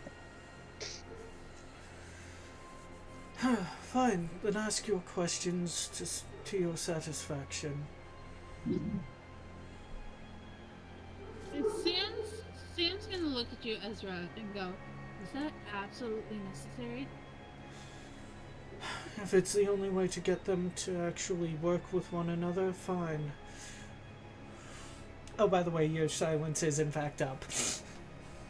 That was So Sam. you can't. That was Sam. Oh, I was thought it Sam was that- Trina. No, that was Sam that said it anyway. But Trina will also say it. Like both of them are thinking the same thing. If it's what gets them to work together, then it's necessary. And So, did then, you silence me, Jack? yes, I did. What the fuck? Question. Does anyone in our current party speak Celestial? I. Let me double check. Nope. Nope. Yeah, Trina Yes, does. Trina does. Okay. Um. Shit, I gotta. Oh, it does not.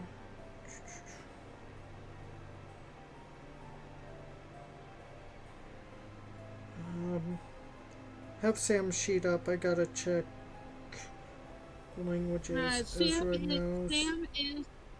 Sam is Abyssal, Common, Infernal, and there was one more. Oh, fuck.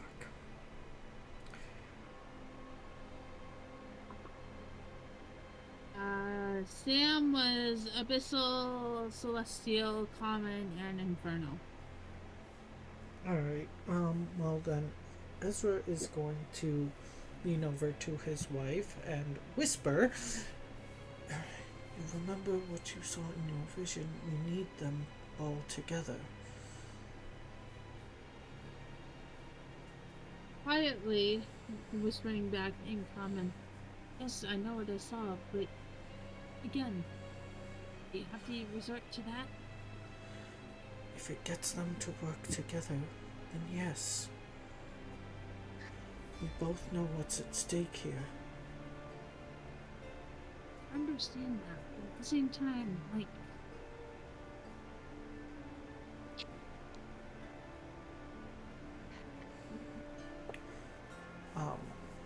Follow, what would you like to ask Jaden?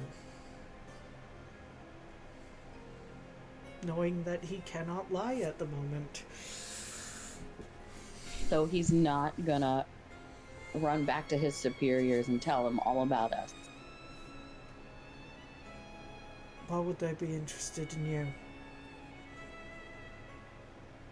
To get to our parents. The order I serve serves the interest of hell. As a whole, we don't do the petty squabbles between overlords scrambling for power.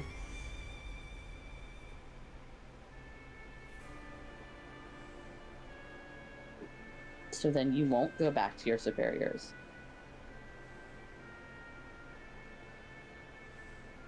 I mean, I have to tell them what I've been through, but as far as spying on you, that's not why I'm here.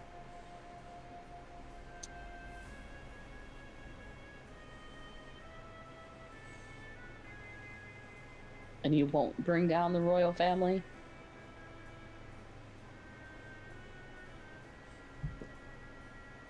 I don't give two shits who's in charge.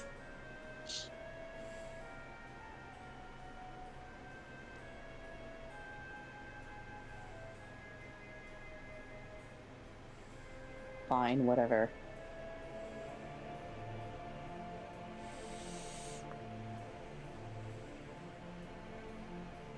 I won't kill him. Good. Now that we're all friends. I don't know if I'd say that.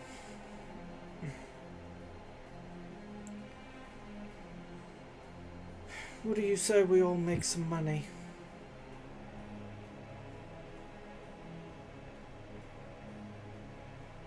I kind of like the sound of that. I'm down. whatever gets me out of this damn castle. Alright.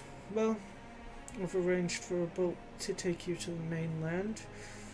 From there, just head to the south gate, deliver the message, and return.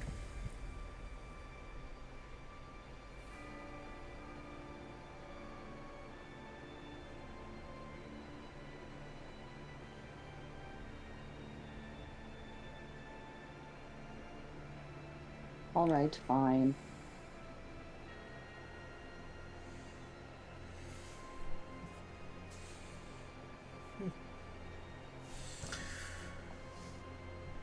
Alright, well,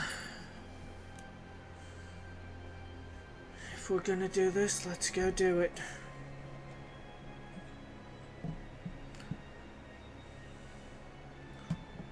The less time I have to spend around Miss Sunshine and Rainbows, the better. Looking directly at Vala when he says that. Like you're a walk in the park.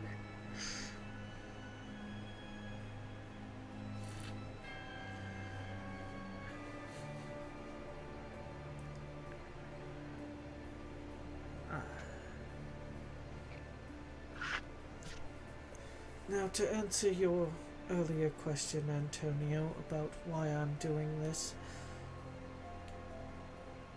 This isn't the only errand I'm going to send you on. But all of the errands I send you on are going to prepare you for what's to come. And once you're ready, I will send you and your group to deal with the Sultan. Of that you have my word. Why does it feel like I'm making a deal with the devil right now? If you were making a deal with the devil, you'd know it. Nobody was talking to you. Well, Technically, it's true. It would be our father. I'm not a devil.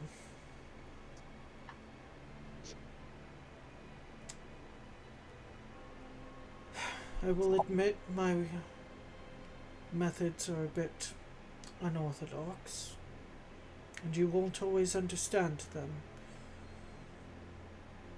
But I assure you I have my reasons. And when you come out the other side, you will be the better for it. Never been one for following orders. Just ask the Sultan.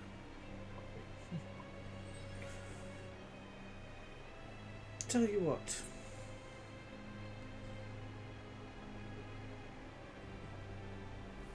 Follow what your heart tells you to do. Destroy tyranny where you find it.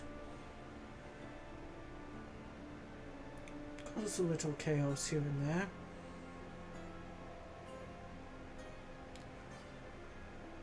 And be good to the common folk. Those are the ideals I strive to uphold here at the castle. After that, my orders are more suggestions to most. The men I lead follow my orders not because I am their general and I am issuing orders, but because they believe in what I stand for. And they believe that I have a reason for directing them the way I do.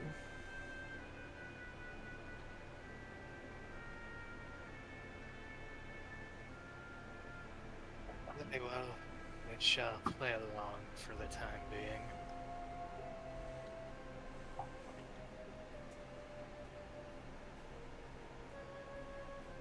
It's as you say. I will follow my heart and do what is right. If my heart tells me that you are leading me astray for your own agenda, then I'm out.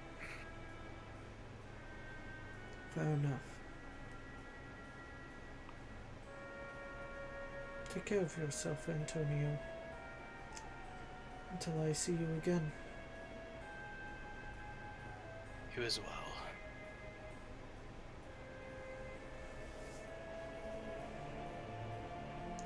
And that goes for the rest of you. Take care of yourself. Elves, take care of one another. And trust in each other. None of you can face what's coming on your own.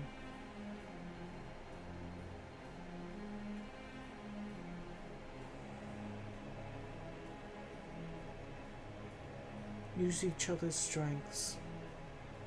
Make up for each other's weaknesses. And you will be alright. Trina, make me an insight check, please.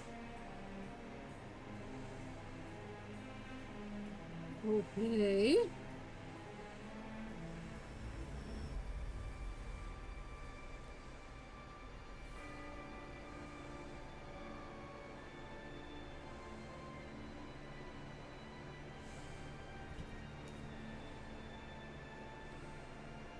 I do not think that's going to be much. That is an 11.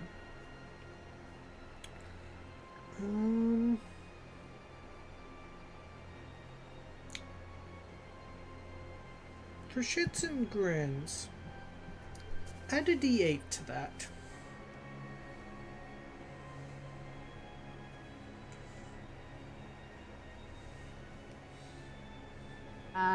That's a 13. Okay.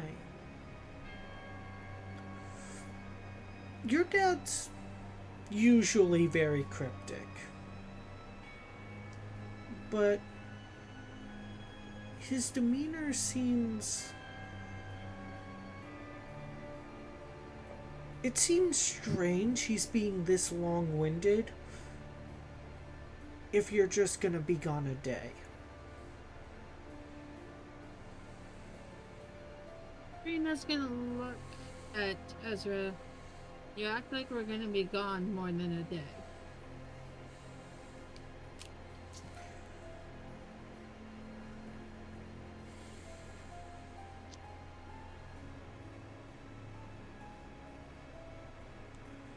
When I send you out into the world, I don't know what's going to happen.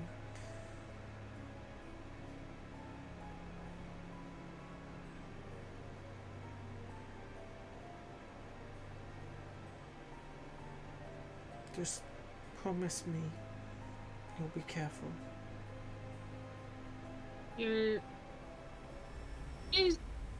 Obviously she knows what happened with the hag. Obviously. I don't think the others do.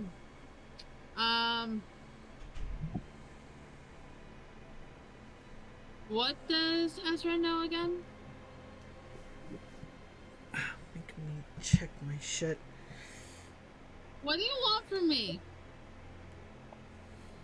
It's fine, give me a second.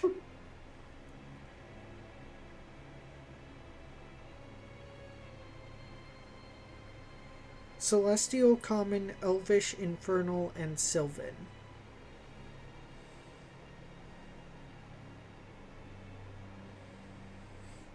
Okay, so... You said Abyssal...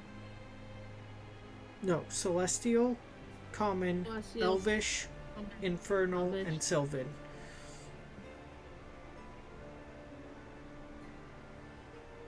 Like... Pushing Vala off her lap. And like... Going over to Ezra as quietly as possible. And like... Trina's gonna like push Vala off her lap and go, I'm sorry, but off. And she's gonna go over to her father and very quietly in celestial whisper, listen, I know I made mistakes with the hag. I do. But I guess there's a point where you have to let me go.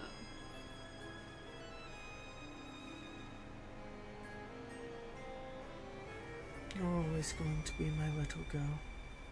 I'm always going to want to protect you.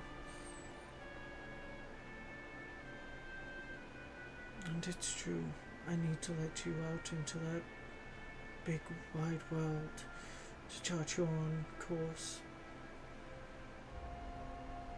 But that doesn't mean that I'm going to stop worrying every day until you're back here with me.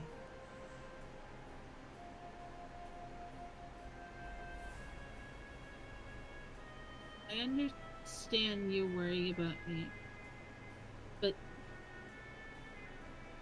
listen, I know I'm a stubborn little shit. And I guess, I don't know. You guys seem to like Jacob more than me some days, it seems.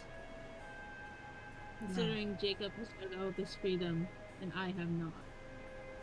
This is all in Celestial, by the way, whispering. Give Jacob freedom.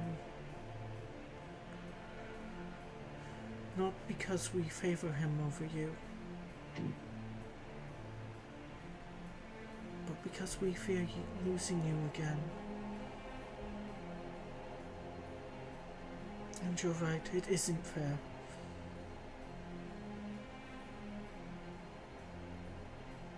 And he takes your hand and pulls it close. That's why I gave you this.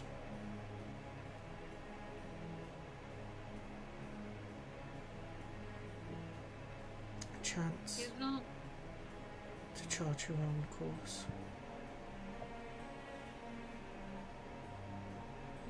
Dad, speaking of that, it was weird. I threw that at you earlier. And weirdly enough, it came back on my hand.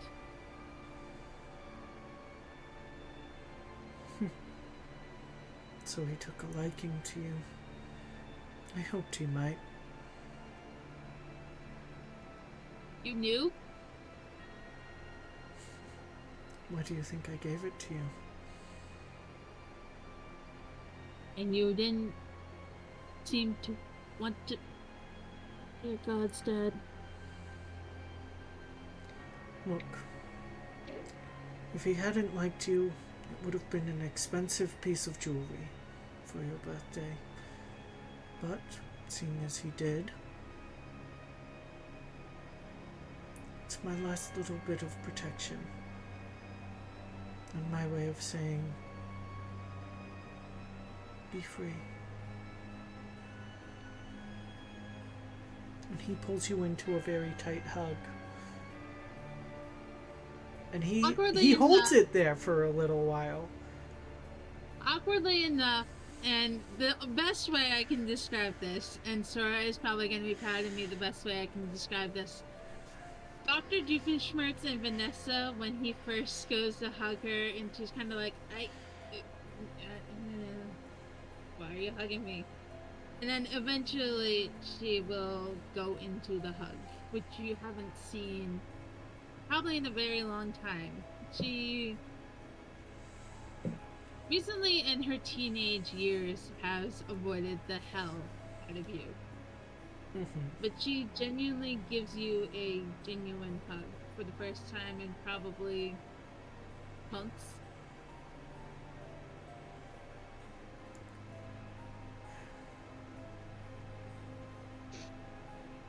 You'll always be my baby girl. But it's time for you to forge your own destiny and stop living in mine and your mother's shadow.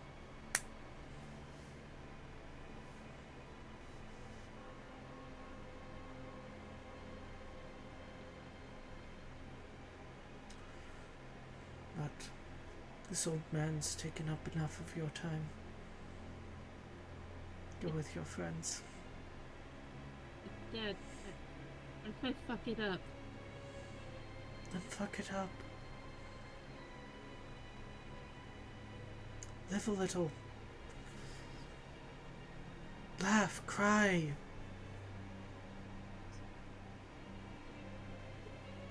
Be spectacular. Fuck it up. You think I had all the answers when I started out? All those years ago? You think your Uncle Declan had any answers? I mean, considering you, Mom, and Declan from what I've heard of the stories of Declan, God, I don't want to hear another story from Declan ever again. When I was a young whippersnapper.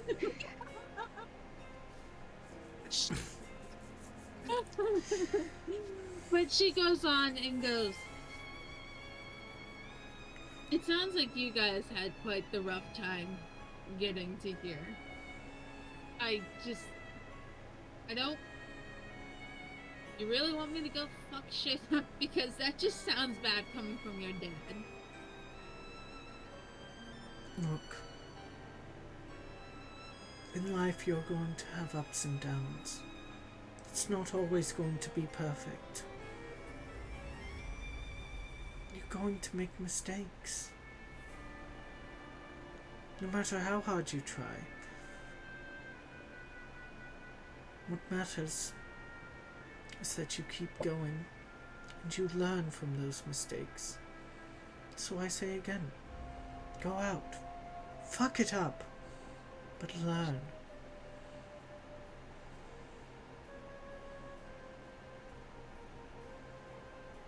Become stronger. Yeah, and what do you want me to do with, like, I never paid attention in lessons. You know this. Not well, at least.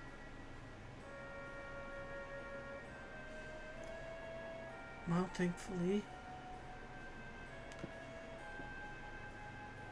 magic won't come from lessons or study. It will come from here. And he taps you right in the chest. Original, Dad. Original.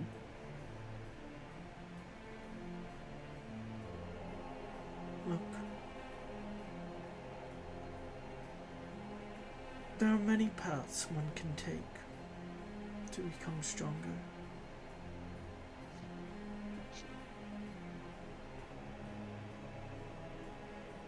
And right now you have a chance to mold yourself into whatever you want to be.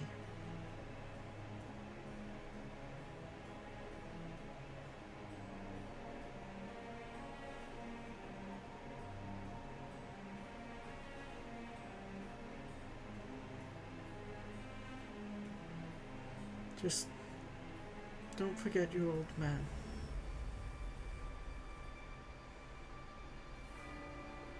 You never... How can I? You don't seem want to kick the bucket yet? Well, when you're an immortal, it's very hard. Dad, you forget maybe I was for what, 5 years? Was it 5?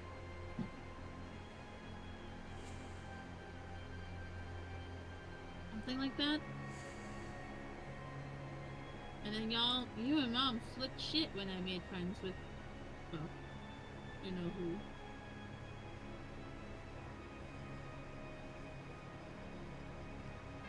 Well,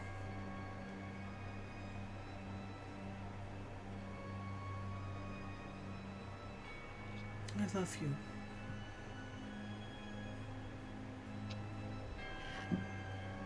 Trina's just gonna stare at you like you can't make me say it. I know you don't want to say it back. You don't have to.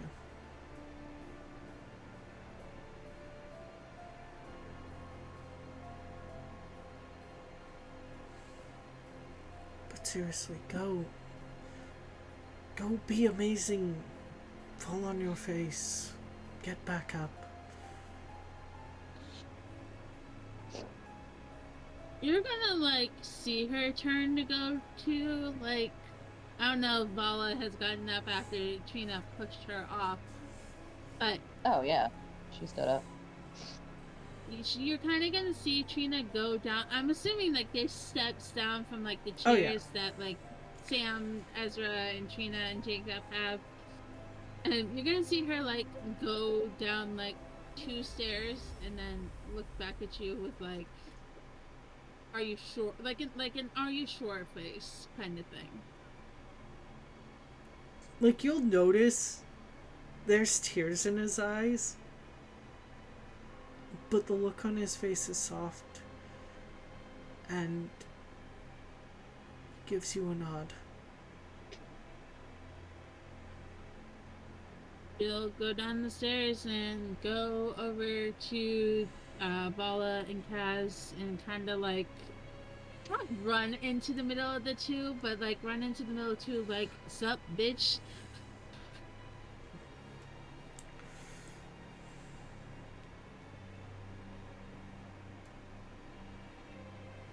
Ezra, you are gonna see Vala give you, for once in 21 years.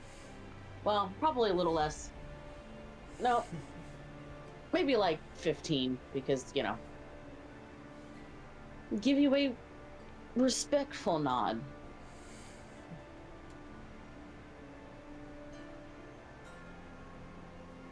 Now, all of you should probably head out before it gets too late. After all, the Lord of Dragonspire said, by dawn tomorrow.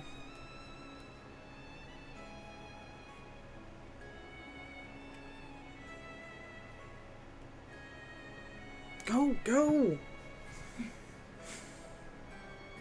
You're gonna see Trina, like, before anything, pull both Kaz and Vala and, like, go towards the door, running, like, just like, come on, I want out of here, and, like, just dragging the two of them. Well, this lot should be right fun. I don't know what Jaden Kaz and stops Vala are leaning doing, on the but wall and heads and I don't know. heads over to Antonio. I don't know what Kaz and Vala are doing as Trina drags them out, but Trina's dragging them. He's getting upright and not fall on his face and be dragged, so he's stumbling behind. And I guess Oren's gonna bring up the rear and kind of comment like, I guess I'm gonna be the adult here and babysit.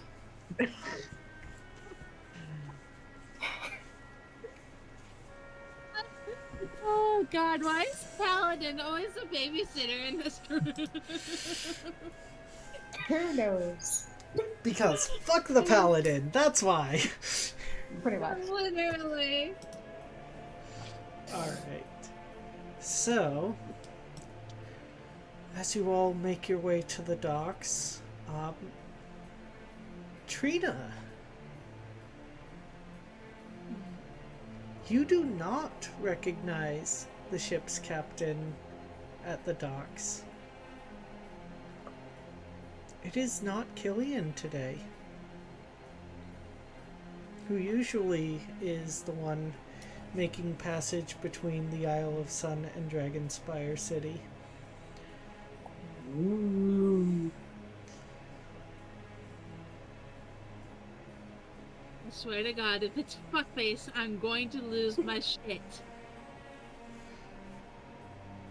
No, it's No, just he Penny. doesn't have a ship. I don't care. Anyway.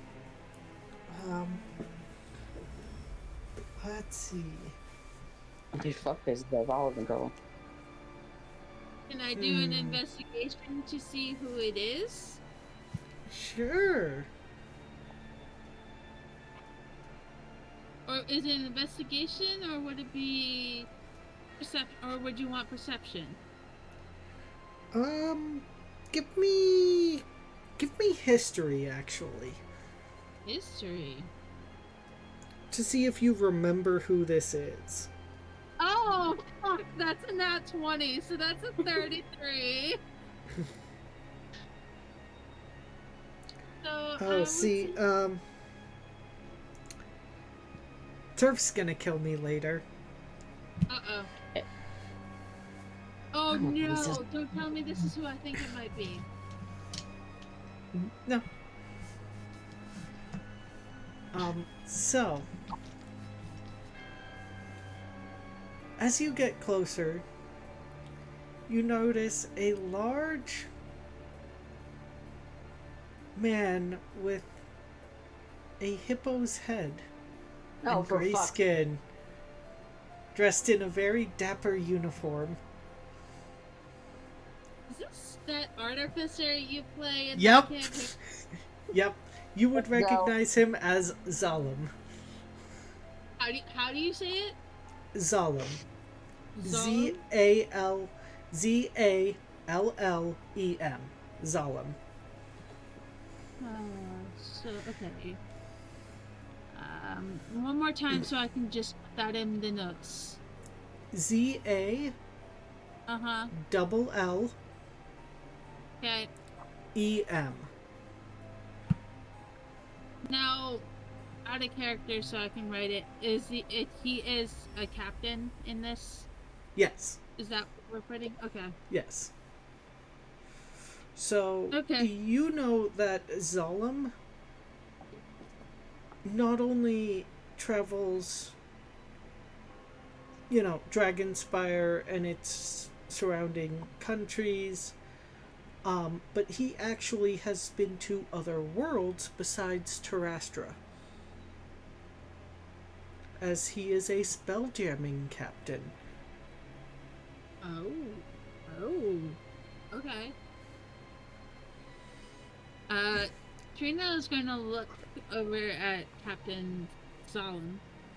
I'm assuming he would probably know who she is, even though she was never out many times. Greetings, Trina. Unusual to see you out at the docks.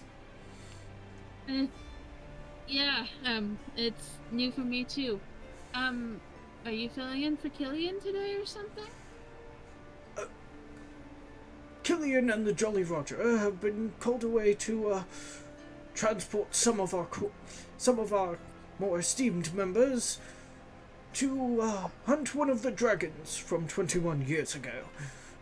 So today, I and the Strident Squall shall be making the voyage from the Isle of Sun to Dragonspire City.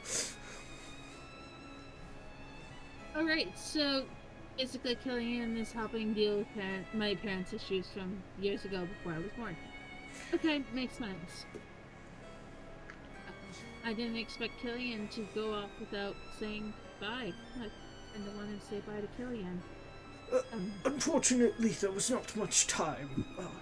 This dragon has been rampaging through several cities, and well,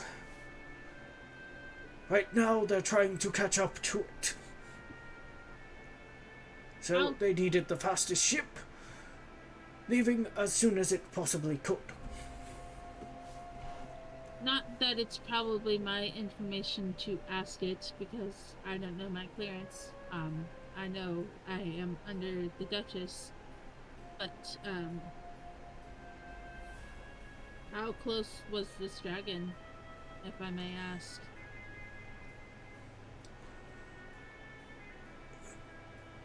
Currently, it was 1,000 miles to the southeast. So it wasn't completely close to the Isle of Sun, is what I'm understanding. I'm assuming she would understand that by the way he's talking. Considering. Oh yeah, it's pretty far off. Like, it's close, but not. Like the Jolly. I'm also thinking. I'm sure Trina has talked with Killian many a times about ship things, so I'm assuming she would probably understand what he means. Yeah, so the Jolly Roger can easily make that distance in about a day, maybe a day and a half if the winds are bad.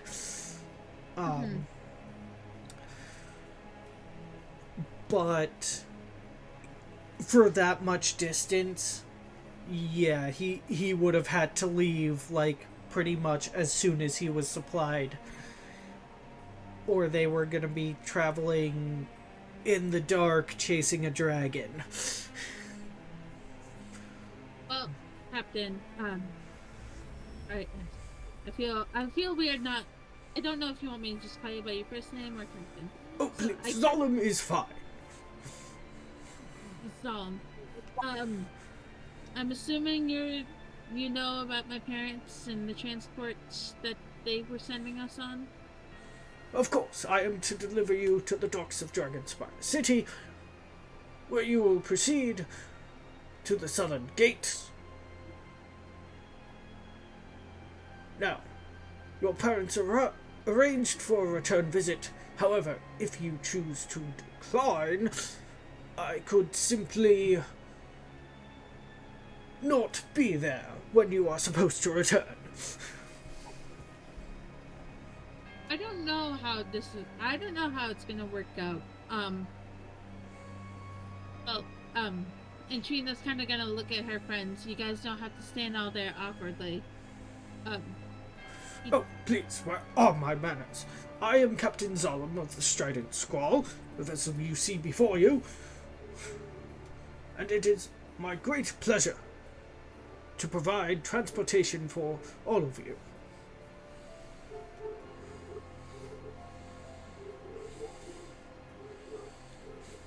Fucking wrong. That was player, not. I'm clearly gonna have to ask stories about this character because now I am intrigued. Oh, he's the one I was telling you about, where he hides his swears behind intelligence and vocabulary. Yes, right.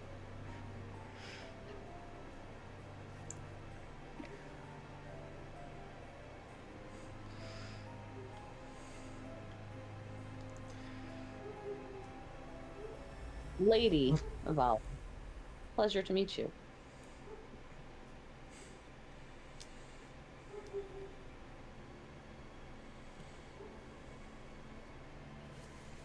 I'm Orin, and it's a pleasure to make your get out of this again. It's a pleasure to make your acquaintance.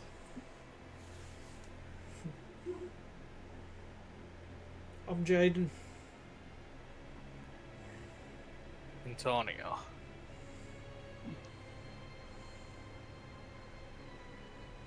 Casball's little brother.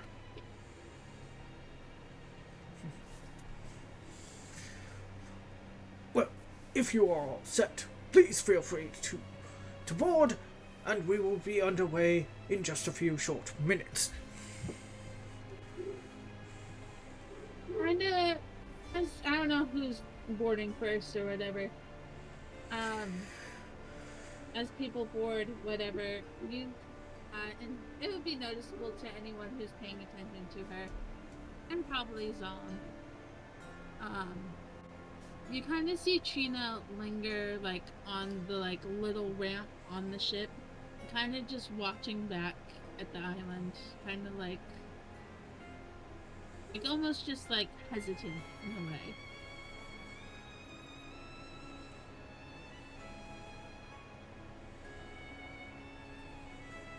Vala's gonna kind of go to her and be like, kind of tap her lightly on the shoulder and say,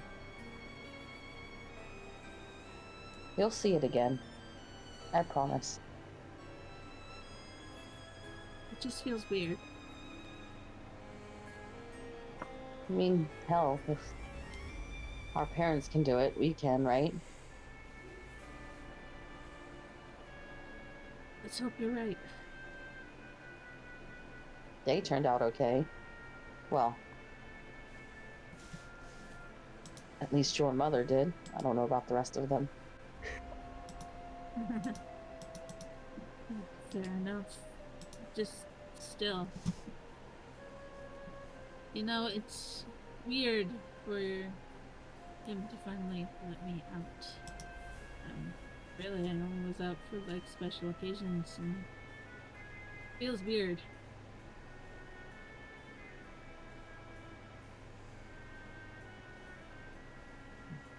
But you're out with me, and Trina, I won't let anything happen to you.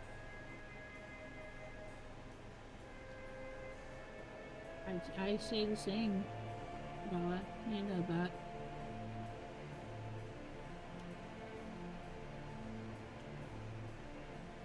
You're not one that I can see myself living without. I mean, Yeah. my brother doesn't count. Heard that. Shut up, Kaz. Make me. And Kaz is going to start pushing both of them up onto the ship. I feel like this would be funny, but also like a how in the hell kind of thing. He doesn't know how to do it. But I almost out of character and GM can say yes or no. As is pushing her, like almost like an Eldritch Blast hits him or something, or like pushes him or something. Or like some kind of like force pushes him away kind of thing. As she's being pushed. Make me an Eldritch Blast attack roll at disadvantage.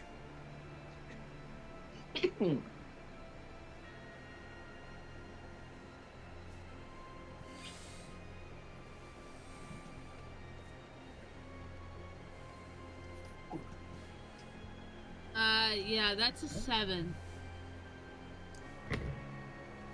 So this is your first time trying to do it, and you don't really know what it does. And so, like... I mean, granted, you've been granted an innate knowledge of, like, how it works, but you've never actually used it particularly to not hurt someone. So you go to fire and it just goes wide.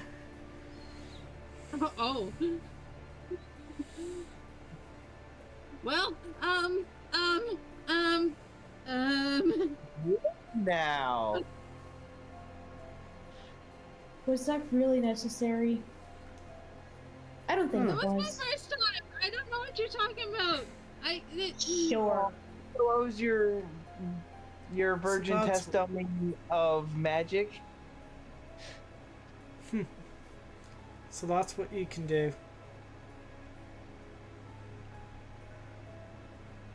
Again,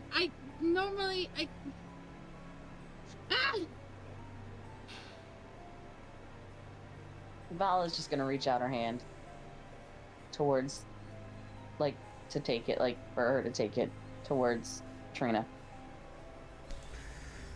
I will take Violet's hand. And just kind of walk on board.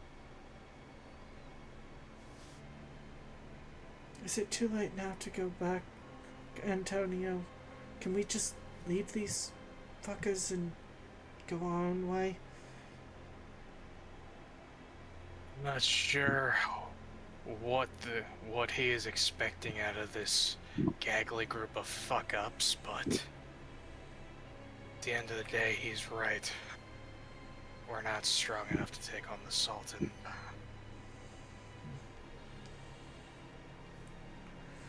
I suppose you're right. Fortunately, we're just gonna have to make do for now.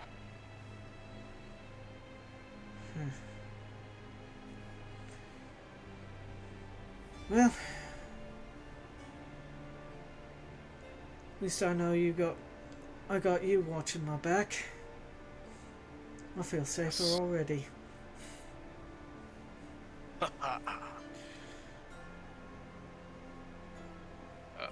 To all of the enemies out there, fear me if you dare.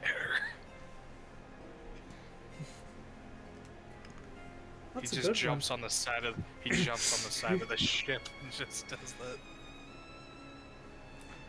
one. Oh, you're gonna have to keep that one, mate. No, that was too Think so. Australian.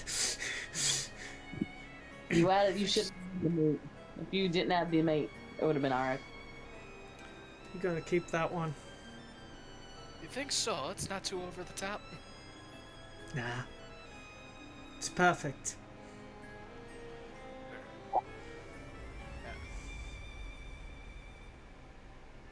Maybe add a little flourish somewhere there.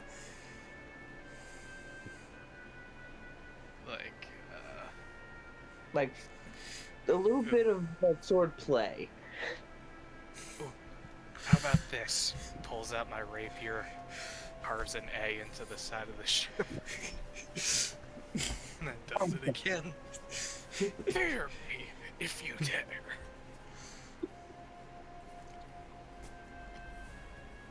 That's the one. That's the one right there.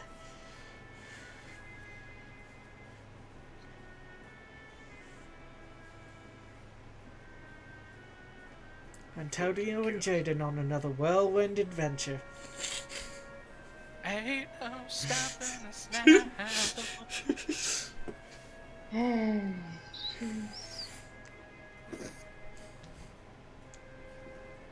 Like you said, babysitting duty here. Just. Alright, so as you all board the ship and head over to Dragonspire City, you arrive at the docks.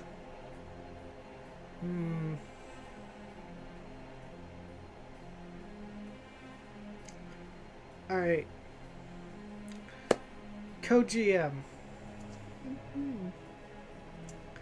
Do I wait until Elfie is here next session to have you all arrive in Barovia?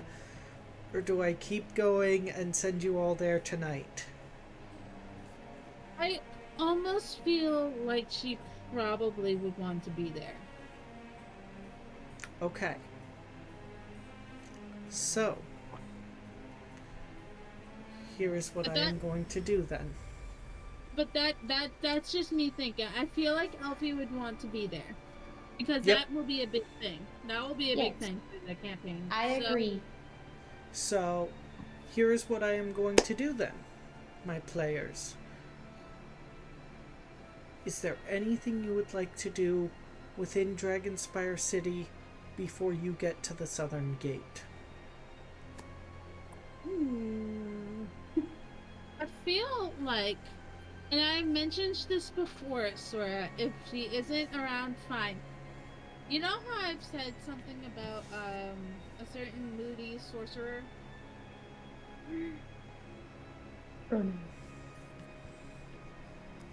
Which one?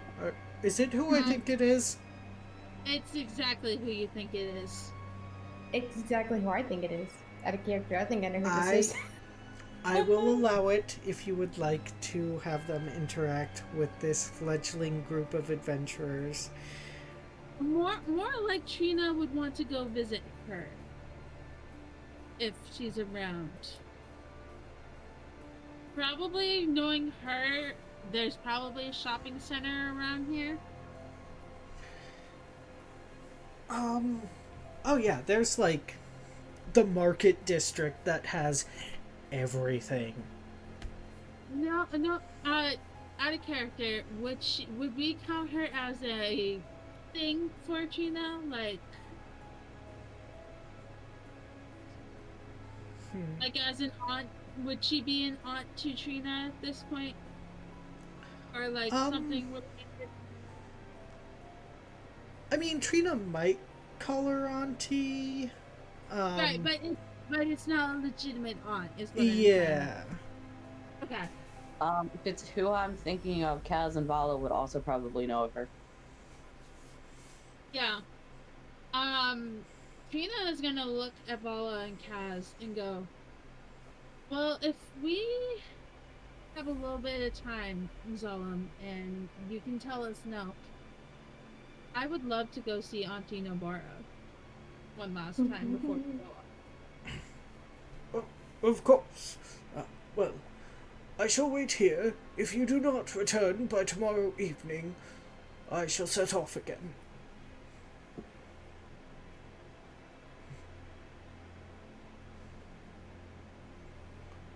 Should you need me to return, I believe you have a sending stone to your father. Simply contact. Do you want me to add a sending stone to Trina? Yes.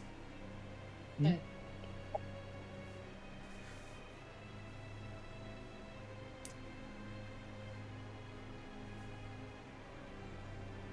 yes, I do still have it. I hope I still have it. And like you're gonna see Trina like go through her little like satchel thing that she has that Mm-hmm. and kind of like look at it and go, "Yep, here it is, right here." And she's like gonna pull it out to make like as a reassurance to herself, like, "Here it is."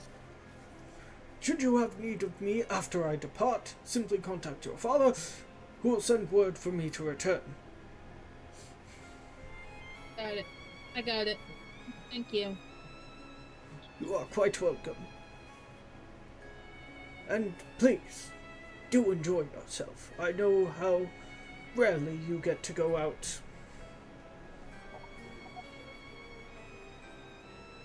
Thank you. So, It was my pleasure, Lady Constantine.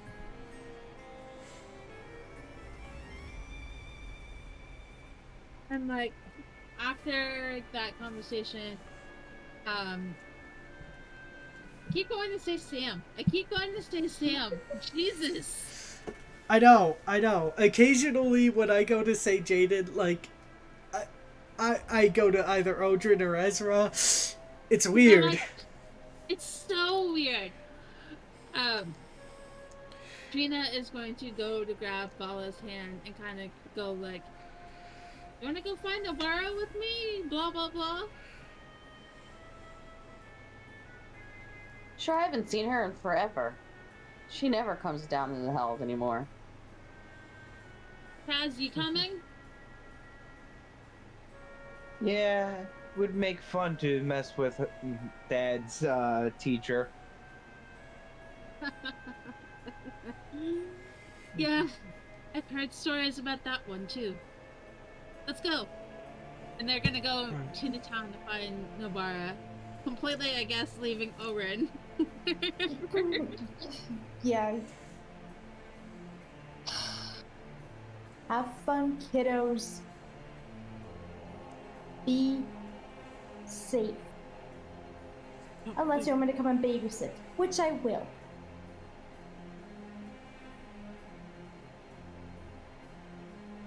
Do you promise to behave? No. Please, we're not children. As Eat long as shit no and one die. Yes, go fuck yourself. Okay.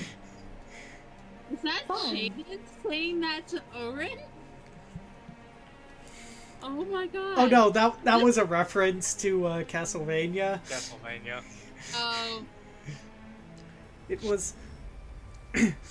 I will go find us a covered wagon if you two can manage not to kill each other while I'm gone. Please, we're not... We're not children. Eat shit and Yeah. die. Yes, fuck you. Yes, fuck you. Okay. That's it. Oren, by himself, because I know for a fact his dad torturer would have told him about a certain special purple amethyst dragonborn that's in town. Yes. He is also in the market district, He's gonna go see Balthazar. which I assume... Trina, were you heading to the Jujitsu Tower? Or were you heading to the market district? Probably first going to check the tower to see if she was at the tower, and if she's not at the tower, going to check the market. Alright. So, Antonio, where are you headed? Are you going with Orin, or are you staying with Trina, Kaz, and Vala? Or are you going somewhere completely different? Like to the local tavern and get a lay of the land. Oh, you're going to the tavern. Alright. So, who are we starting with? You want Start me with to roll? Antonio. You want me to roll you a d4? You know what? Let's start with Antonio, who I was goes gonna say I to... can roll you a d4 as well. Nah, we're, we're picking tonight. Okay. You and Jaden head off um, towards more the center of town. I will be where right all back. the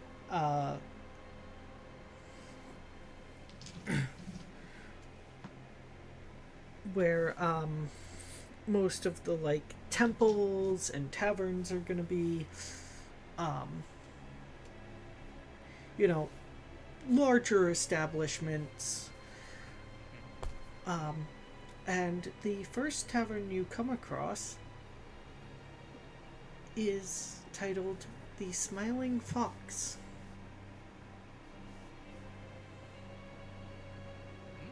Sounds welcoming.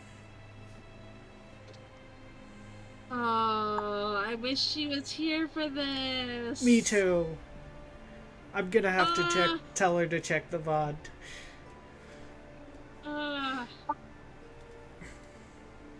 Alright, my friend, I'm taking our quote-unquote leader's information on these thugs with a grain of salt, so no better place to gather information than a place where everybody is drinking. True that. Besides, I wouldn't mind grabbing a pint myself. Good, good. Drink with the masses. I'll get 'em all loosened up with some whimsicalness, and you start talking them around. Will do. As you enter, the tavern is already bustling with life, and I mean, there's people from all over the city here, all different races. There's Goliaths, orcs, a couple drow even.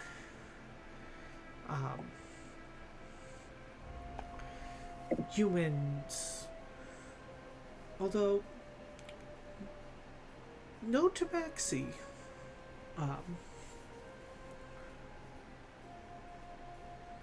And as you enter, you see behind the counter a strong,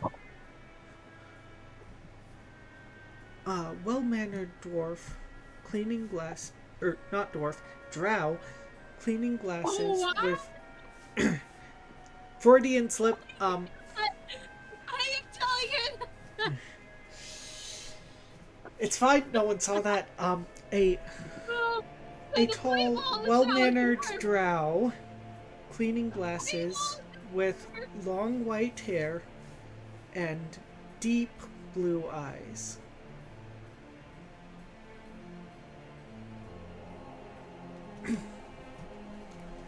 Greetings and welcome. Come. Sit by the bar, tell me your order. Tell me your story.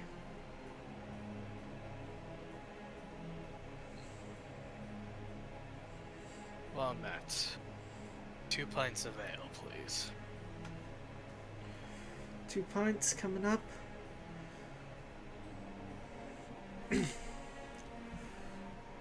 He pours and returns them to you and Jaden. Name's Odrin, owner of this fine establishment. And what brings you in here today, my friend? I'm just a humble bard, looking for a place to tell some tales, bring a few good times.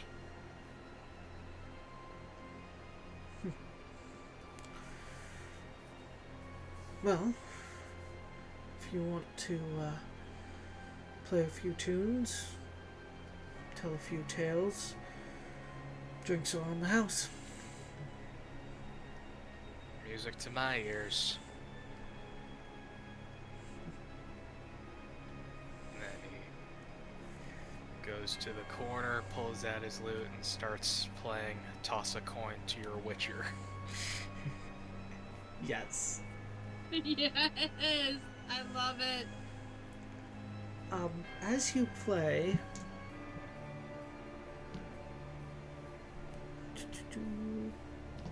nice. Two younger drow come over to your corner. Oh my god, I wish she was here for this. And they look about between 8 and 10.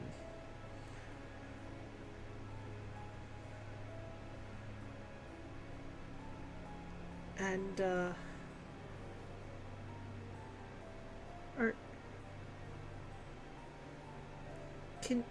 can we pet your fur?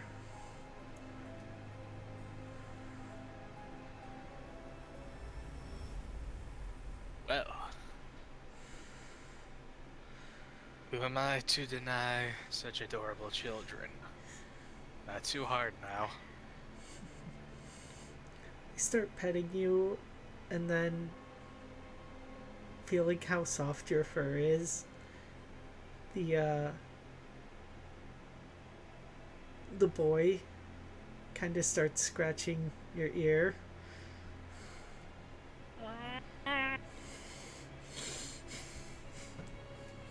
I can't do a purring sound effect, but he's purring. And the little girl is currently playing with your tail. Should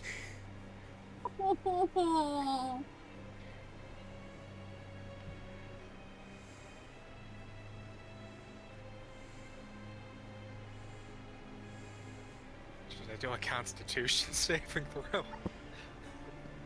No, thankfully they're not too disruptive to your playing.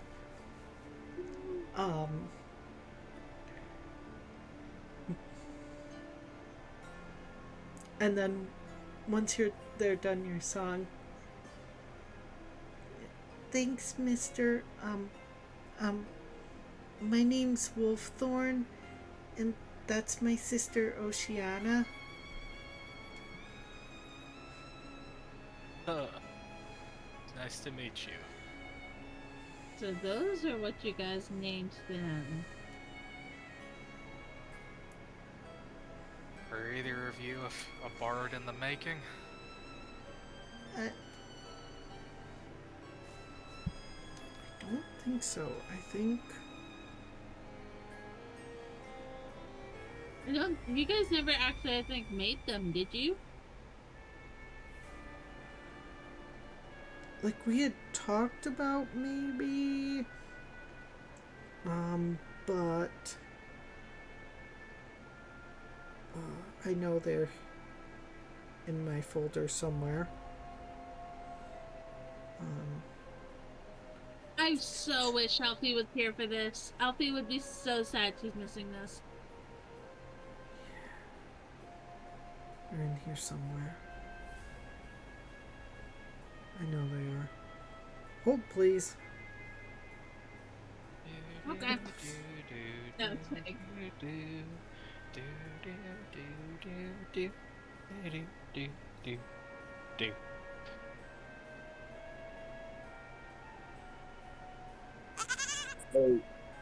Oh.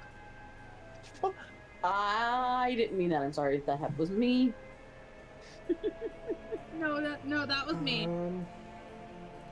But Okay, what are we there holding? they are. I am about to put what they look like here in chat for you guys.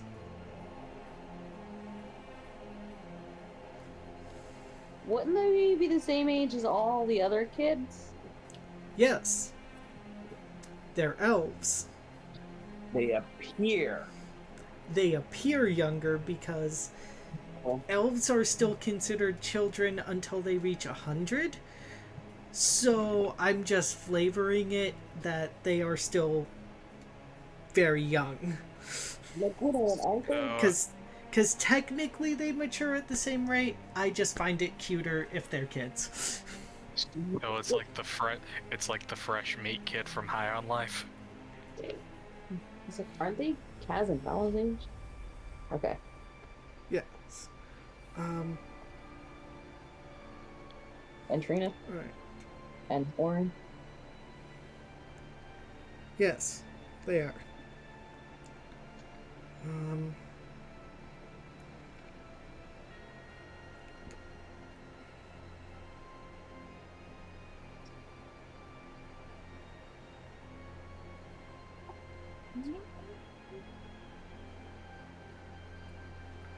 Okay. There we go. Okay. I need those two. Are these pictures you and her actually have picked out? Yes. Actually, these probably would be more besties than. Okay. Let's go with those two. Well, they are a couple siblings.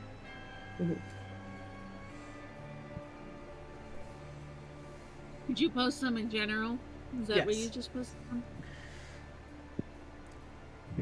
Those are the two Oh. kids that have approached you, Antonio, if you want to go take a look.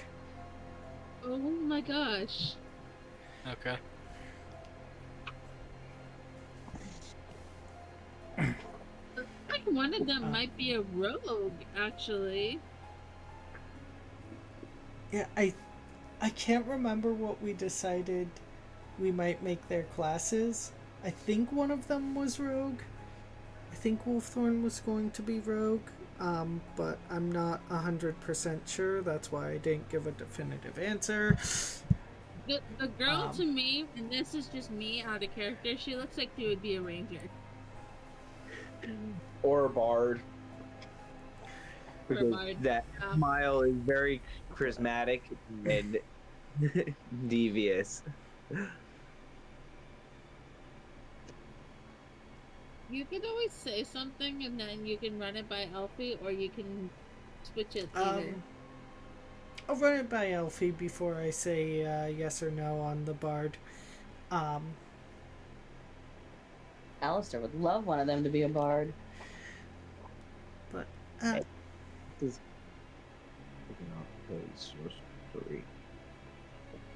we don't get too many tabaxi around here in Mommy and Daddy's tavern.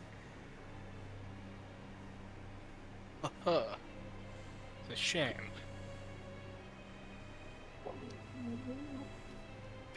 There's many tabaxi back where I am from.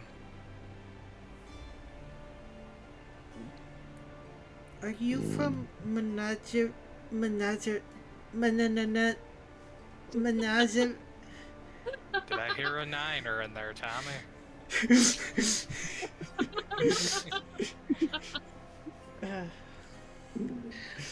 In an anemone?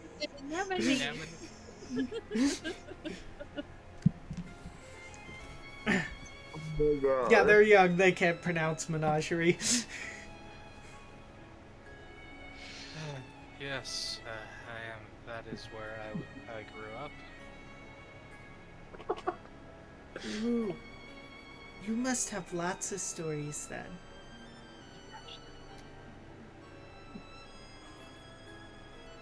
From there, none that are good, I'm afraid. Oh. But I can tell you each a tale of a half-orc who was sent to rescue a princess from a tower with his companion, the druid, who never changed out of his wild shape for him. They immediately cross legs and sit in front of you wide-eyed like, yes. Long ago, in a kingdom far, far away. Shrek.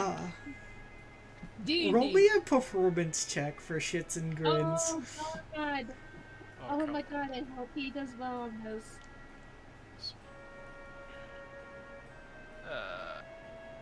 14. 14. 14. Well, Is it a tale that he said multiple times before? everyone in here is drunk. Like, you have half the tavern hanging on your every word.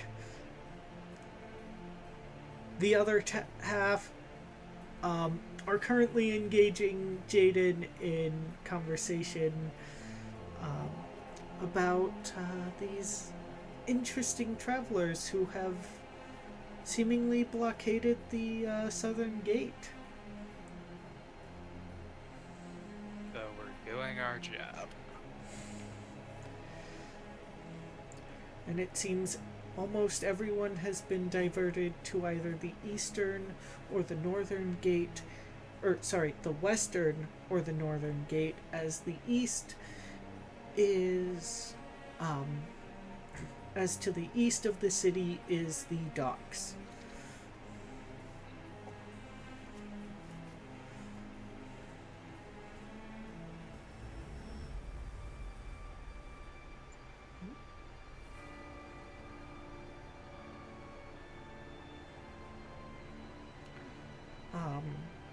And I'll make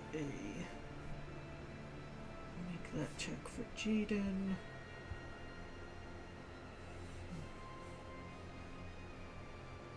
Persuasion.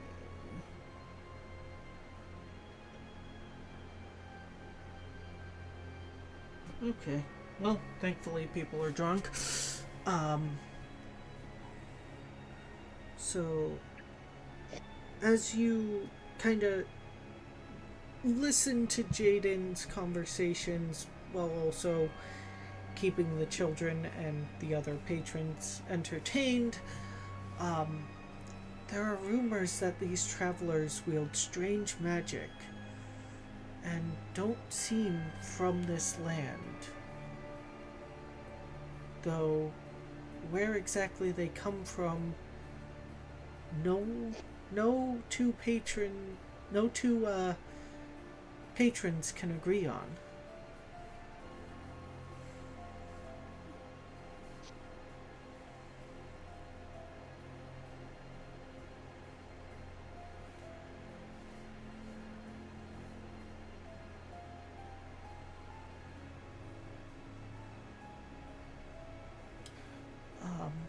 We are now going to shift our attention over to Trina, Kaz, and Vala. You head to Jujutsu Tower, and you see... I swear to God, I have a feeling I know who we're gonna save. Fushigi Yugi! Fushigi Yugi or Gojo. Nope. Yuji? Yuji? You see a human with pink hair dressed in just plain traveler's clothes. His fists wrapped.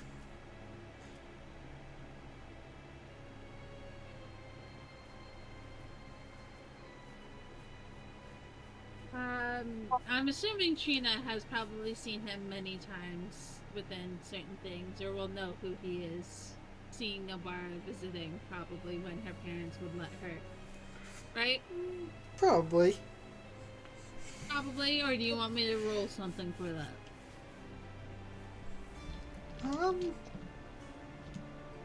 Nah. You know this individual. He... While not a practitioner of magic like most in the Jujutsu Tower, he is a very skilled fighter.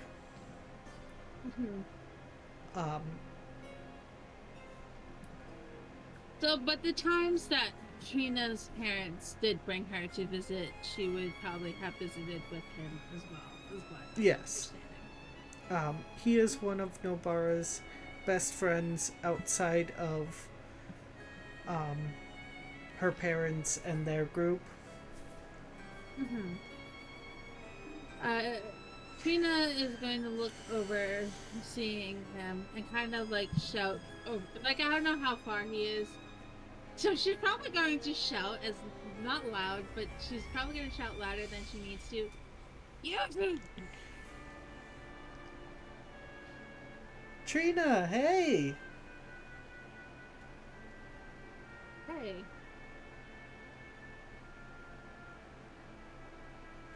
What are you doing around here? Wait. Hello! First of all, I don't think you've seen me come here by myself, so that's one thing that's, new.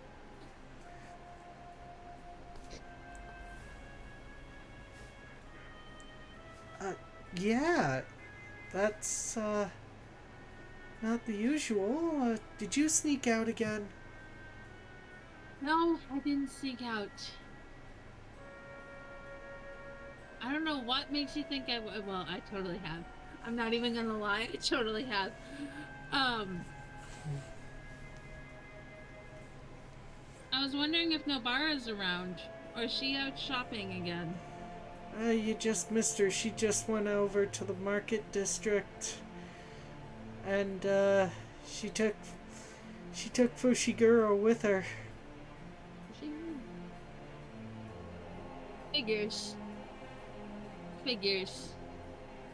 I guess while I'm here, yeah, it's good to see you.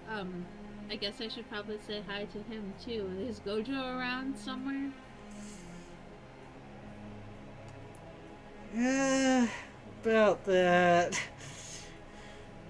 What the hell happened now?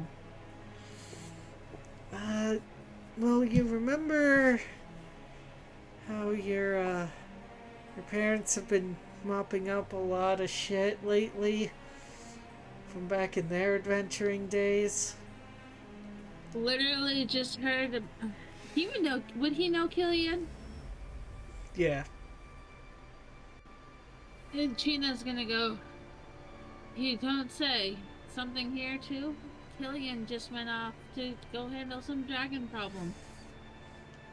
Well, apparently when all the shit went down just before you were born,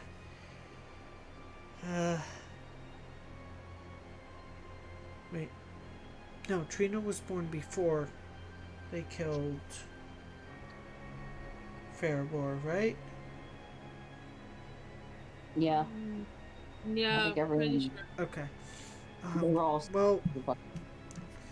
Well, after all the shit went down, there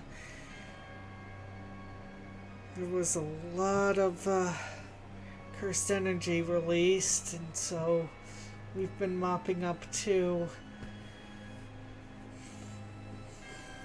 You're telling me. And the only way she's gonna describe this, she's gonna look at Vala. I promise, this is not an offense to you. This is the only way I can describe him because it's just easier this way. And that Yuji probably knows where she's going as she's gonna say this.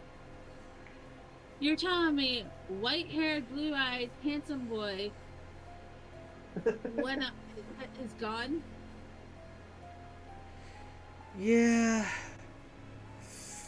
At least for now. Should be back in a couple days. I don't know if I'll be here in a couple days. God, everyone I'm trying to say goodbye to or see is just... Isn't he old? Well, I mean, he's getting up there, but he just won't quit, you know? Shocker of shocks, Gojo never knew how to stop. I remember racing him around this place when I was little, and God, I don't know if he beat like I don't know if he let me win sometimes, but I could have sworn he was competing with a 5-year-old.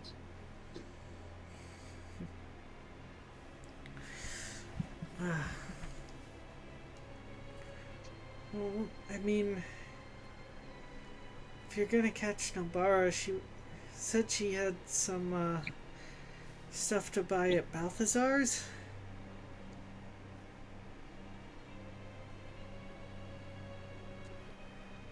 Blair, out of character, is going to kill you.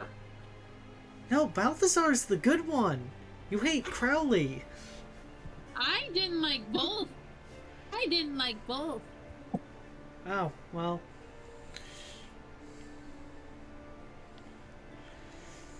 We should probably end soon. We'll take the dogs out. Yeah, probably. Alright.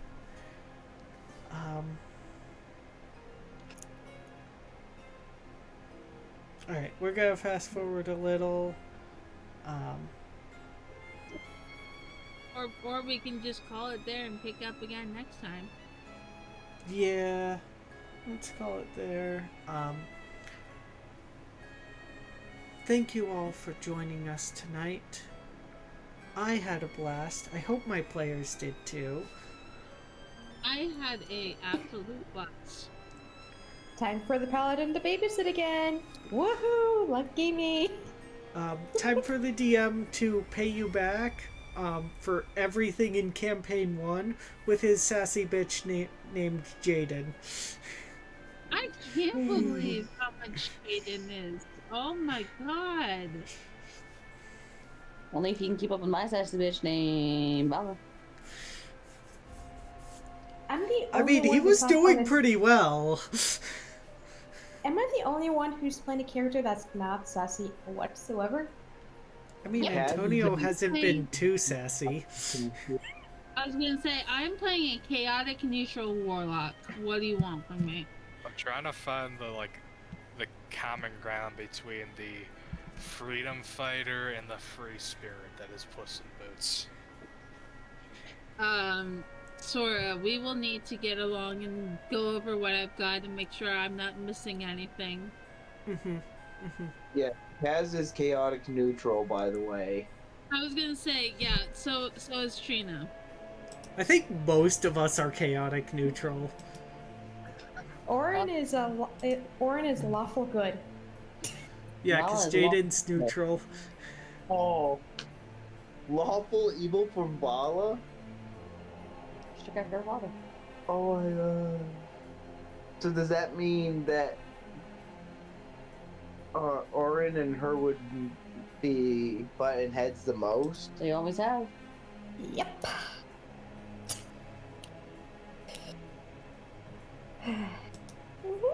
These Kaz's. I mean, Not Kaz. here's a big difference between Trina and Sam. Trina doesn't give two shits about warlocks, as when Sam, or not warlocks, tieflings, as in when Sam met Alistair, she shot him in the arm. Oh yeah. Clearly, Trina's dating a warlock. Don't you mean Tiefling? I mean, yeah. Shit. Tiefling. Both. Yes. Both. And don't forget the Hellhound blood in both Vala and Kaz. I'm telling you, as much as, like, yes, Trina is Sam and Ezra's offspring, Trina grew up in a different kind of world from Sam. Alright. Well, to wrap things up, thank you all for joining us tonight. Have a wonderful evening. We'll see you all in the next one. Bye, guys. Bye-bye. Bye. Bye. Bye-bye.